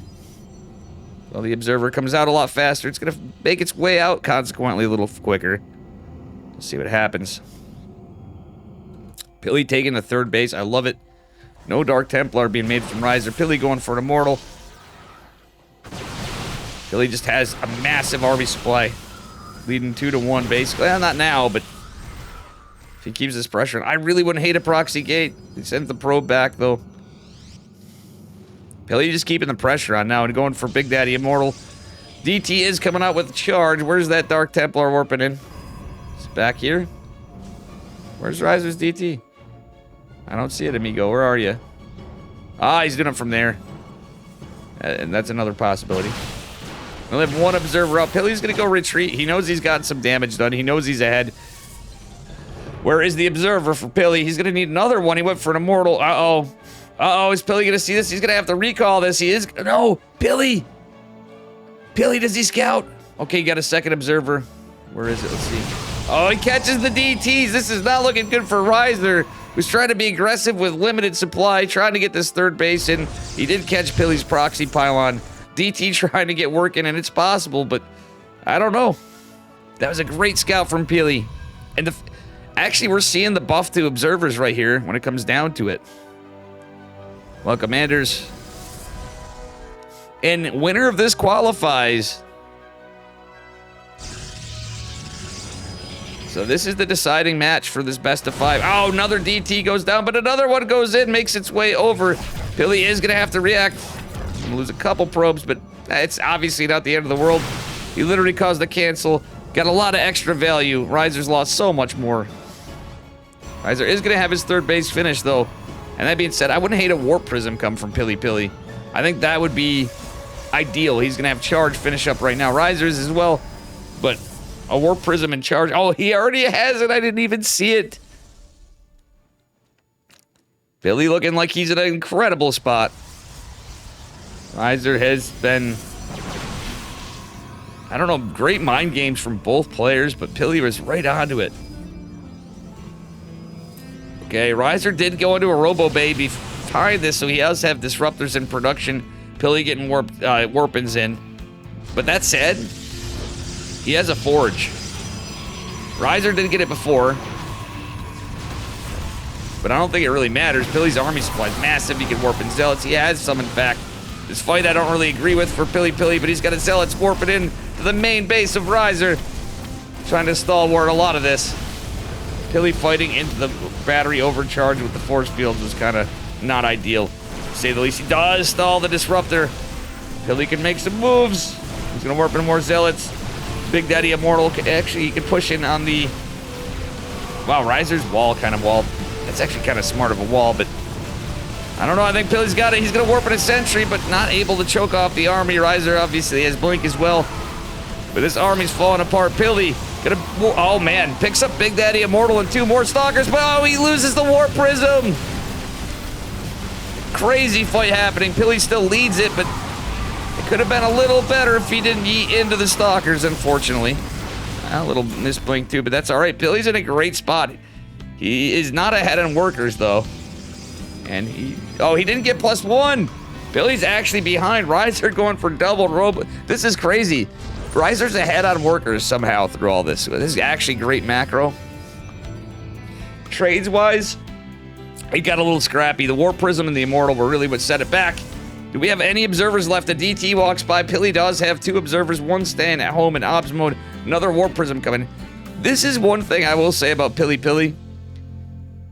And unfortunately, this is a small criticism, right? Oh, the DT scouted. Warp Prism going in the main. Pilly tends to drift off in the late game after. Sometimes he feels like he just needs to send it and end it. And it might be a misread in his position if he's not careful, because Riser's taking a 4th base. Pilly is getting the upgrades. He's getting Immortals. Zealot's getting a lot of work done, though, but battery overcharge is good. Warp Prism in a bit of a predicament as well, but is Pilly going to save? He's going to pick up some Zealots and GTFO. Does he escape? It's a lot of not a ton of Stalkers, but a lot for surface area. The Zealots buy him some time. Oh, observers here. He did get some damage on a DT. Pilly's going to go posture on the other side. Trying for an attack, but the Disruptor is out. It's double Disruptor production. Pilly is forced to get a Robotics Bay of his own. As he gets into +1, Riser going to +2. Riser's still ahead on workers, even with all that harass. How does this man do it? And there is the first metagame proxy pylon. So this is the problem, though. Pilly didn't really macro behind this. He is still in it. It's PvP. He's definitely not out, but Riser now secures an army lead. He has disruptors. Pilly is not able to produce them just yet. I like the 3rd observer. Yes, all the observers live, but this 4th base cut up for Riser. I don't understand why he was at one point he could kill it. The problem was he was worried about the Warp Prism, and down here this fight went horrible for him, unfortunately. It's not an insult to player. It's just how it be. Oh, double Warp Prism. All right, this is interesting. Immortals, good units. However, I would always favor the man with the Disruptor. Zelly Boy's going to try to come in here and get some work done. Be annoying. Observer coming out and is going to scout. Yeah, Pilly really needs to see where this army is, see what this army is, and respond in kind. He did get the Robo, but he does have double Robo. Yeah, he did get the 2nd robotics facility. Obviously got the Robo Bay. A little late. I believe this is our last match for today's open qualifiers. I'll probably get tomorrow. And the closed qualifiers I'm definitely getting.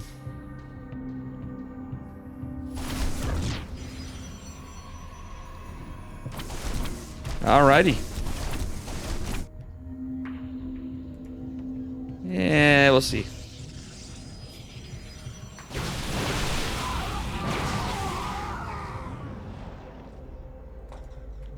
Oh, Ruptor is here. Let's see here. Observer.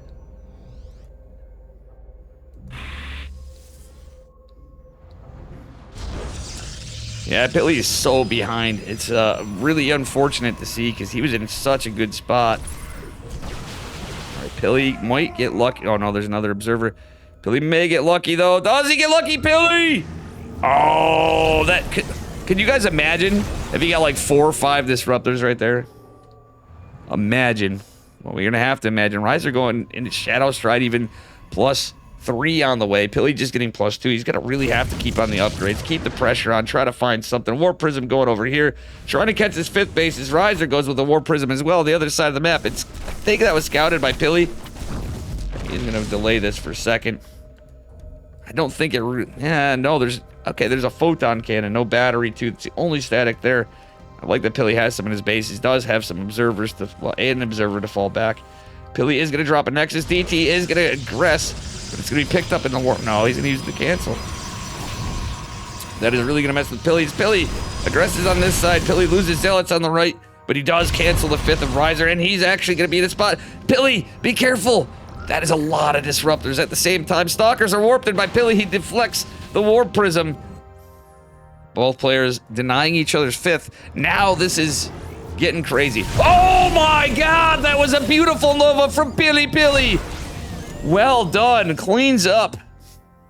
7 disruptors in total. Oh! And that was damn luck. That was actually a bit of luck. I'm not gonna lie. Billy's a skilled player, but that is quite lucky. Disruptors are here, and the Stalkers as well. A nice blink from Mr. Riser, though. Oh, Billy's not paying attention. He could have maybe got another juicy Nova. Big Daddy Immortal, unfortunately, not going to be able to do much. The DTs, that looked like a warp prison. There's so many clumped up together. It looks larger on the map. That being said, a couple DTs in the main base for Billy. He's starting to get some infrastructure loss if this goes on for too long. It's not a lot of DTs, but... No detection. Oh my god, actually it's a decent amount. 13 workers falling. Riser pushing it on the right. Oh god, disruptors, Billy! Oh, I don't even know how that would go. It was kind of close on both fronts. Billy gets another one. Army supply in favor of Billy. He loses his 3rd. The main base is falling. Not like this. Is there an observer anywhere for Billy? He's got 3, but they're not right where he needs them. He needs to take care of these DTs in the main. Just for pro production, or maybe not. Billy has a bank. But he's gonna have to rely on Zealots, which in the Stalker Wars could be kind of rough, but Riser's army supplies running low. Billy, warp in some Zealots, build a Warp Prism, and let's freaking send it. He's built 2 more Observers, but he's forgot 1 in Obs mode. This is crazy. This damn game can blow you. I'm sorry, chat. I'm sorry if you're having some rough games. Or maybe you're just talking about the back and forth in this one. PvP, honestly, is... Ow! Nice debate, but... Oh, decent split, but Billy's only thing in this game was the army supply advantage, and he started losing. He's dropped Nexi behind this. It's kind of a desperation move. DTs from Billy come in. There are photon cannons, but the DPS does help. They all are going to fall because they are a bit of glass cannons, but they are trying to get the work done. Billy doing his best to fight. Don't GG out, though, because, mate, you got a couple Nexuses dropped. There's a little bit of a hope. Look at the worker count so low. That's the problem. The DTs are still running amok, even with 2 observers with no army to fight it. It's very rough. Riser getting even more damage on the back foot of this, and this is a bit unlucky for Billy. Dropping the Nexus is a play, but I think he's so far behind. The best bet, in my opinion, would have been a time to be aggressive. Have the Warp Prism, warp in a lot of Zealots. He didn't really lose production. He lost the Nexus. A lot of that was mined out anyway, but Billy's is down to a few Stalkers. He's even losing some Observers right here. A few Stalkers, some Zealots. Is there... Yeah, the double Robos here. The Robo base still stands. Billy just doesn't have money. He's broke. Dead ass broke. We po. Oh, man. DT going by for Riser's pretty good. Billy, is he going to get some work done over here? If he gets work done on recalls, he might have a shot. That base is trying to get up. It is going to finish at it, rather, but behind us all up here. The Dark Templar's out, and he's going to already start chiseling at it. Billy has to be careful, and he doesn't want to lose an observer. He has one down here, but the DT's going. Billy, he's getting picked apart. Oh, I didn't see what happened there, but I think there was a cancel on the Nexus. Billy's trying to see it. Did manage to get a couple disruptors out. Is going to get the... Oh, no, the Shadow Stride. Sick play from Mr. Oh, little unlucky Billy. Was so damn close. That was insane play by Riser right there, though. Man. Another observer coming out. Billy did save his base, but he's down to 29 workers to 68. You can't fault him. It's PvP. It's the last match. Riser's down. It's all Blink Stalker, Disruptor with DTs and Harass. Riser going into armor, though, is going to give him another advantage, which Pilly does not need at this point. Yeah, we'll see what happens. Billy does have these 2 gas geysers he can get after, but I'm glad he's prioritizing minerals. Is starting to try to get this going. It's literally like 1 base mining, and that's it.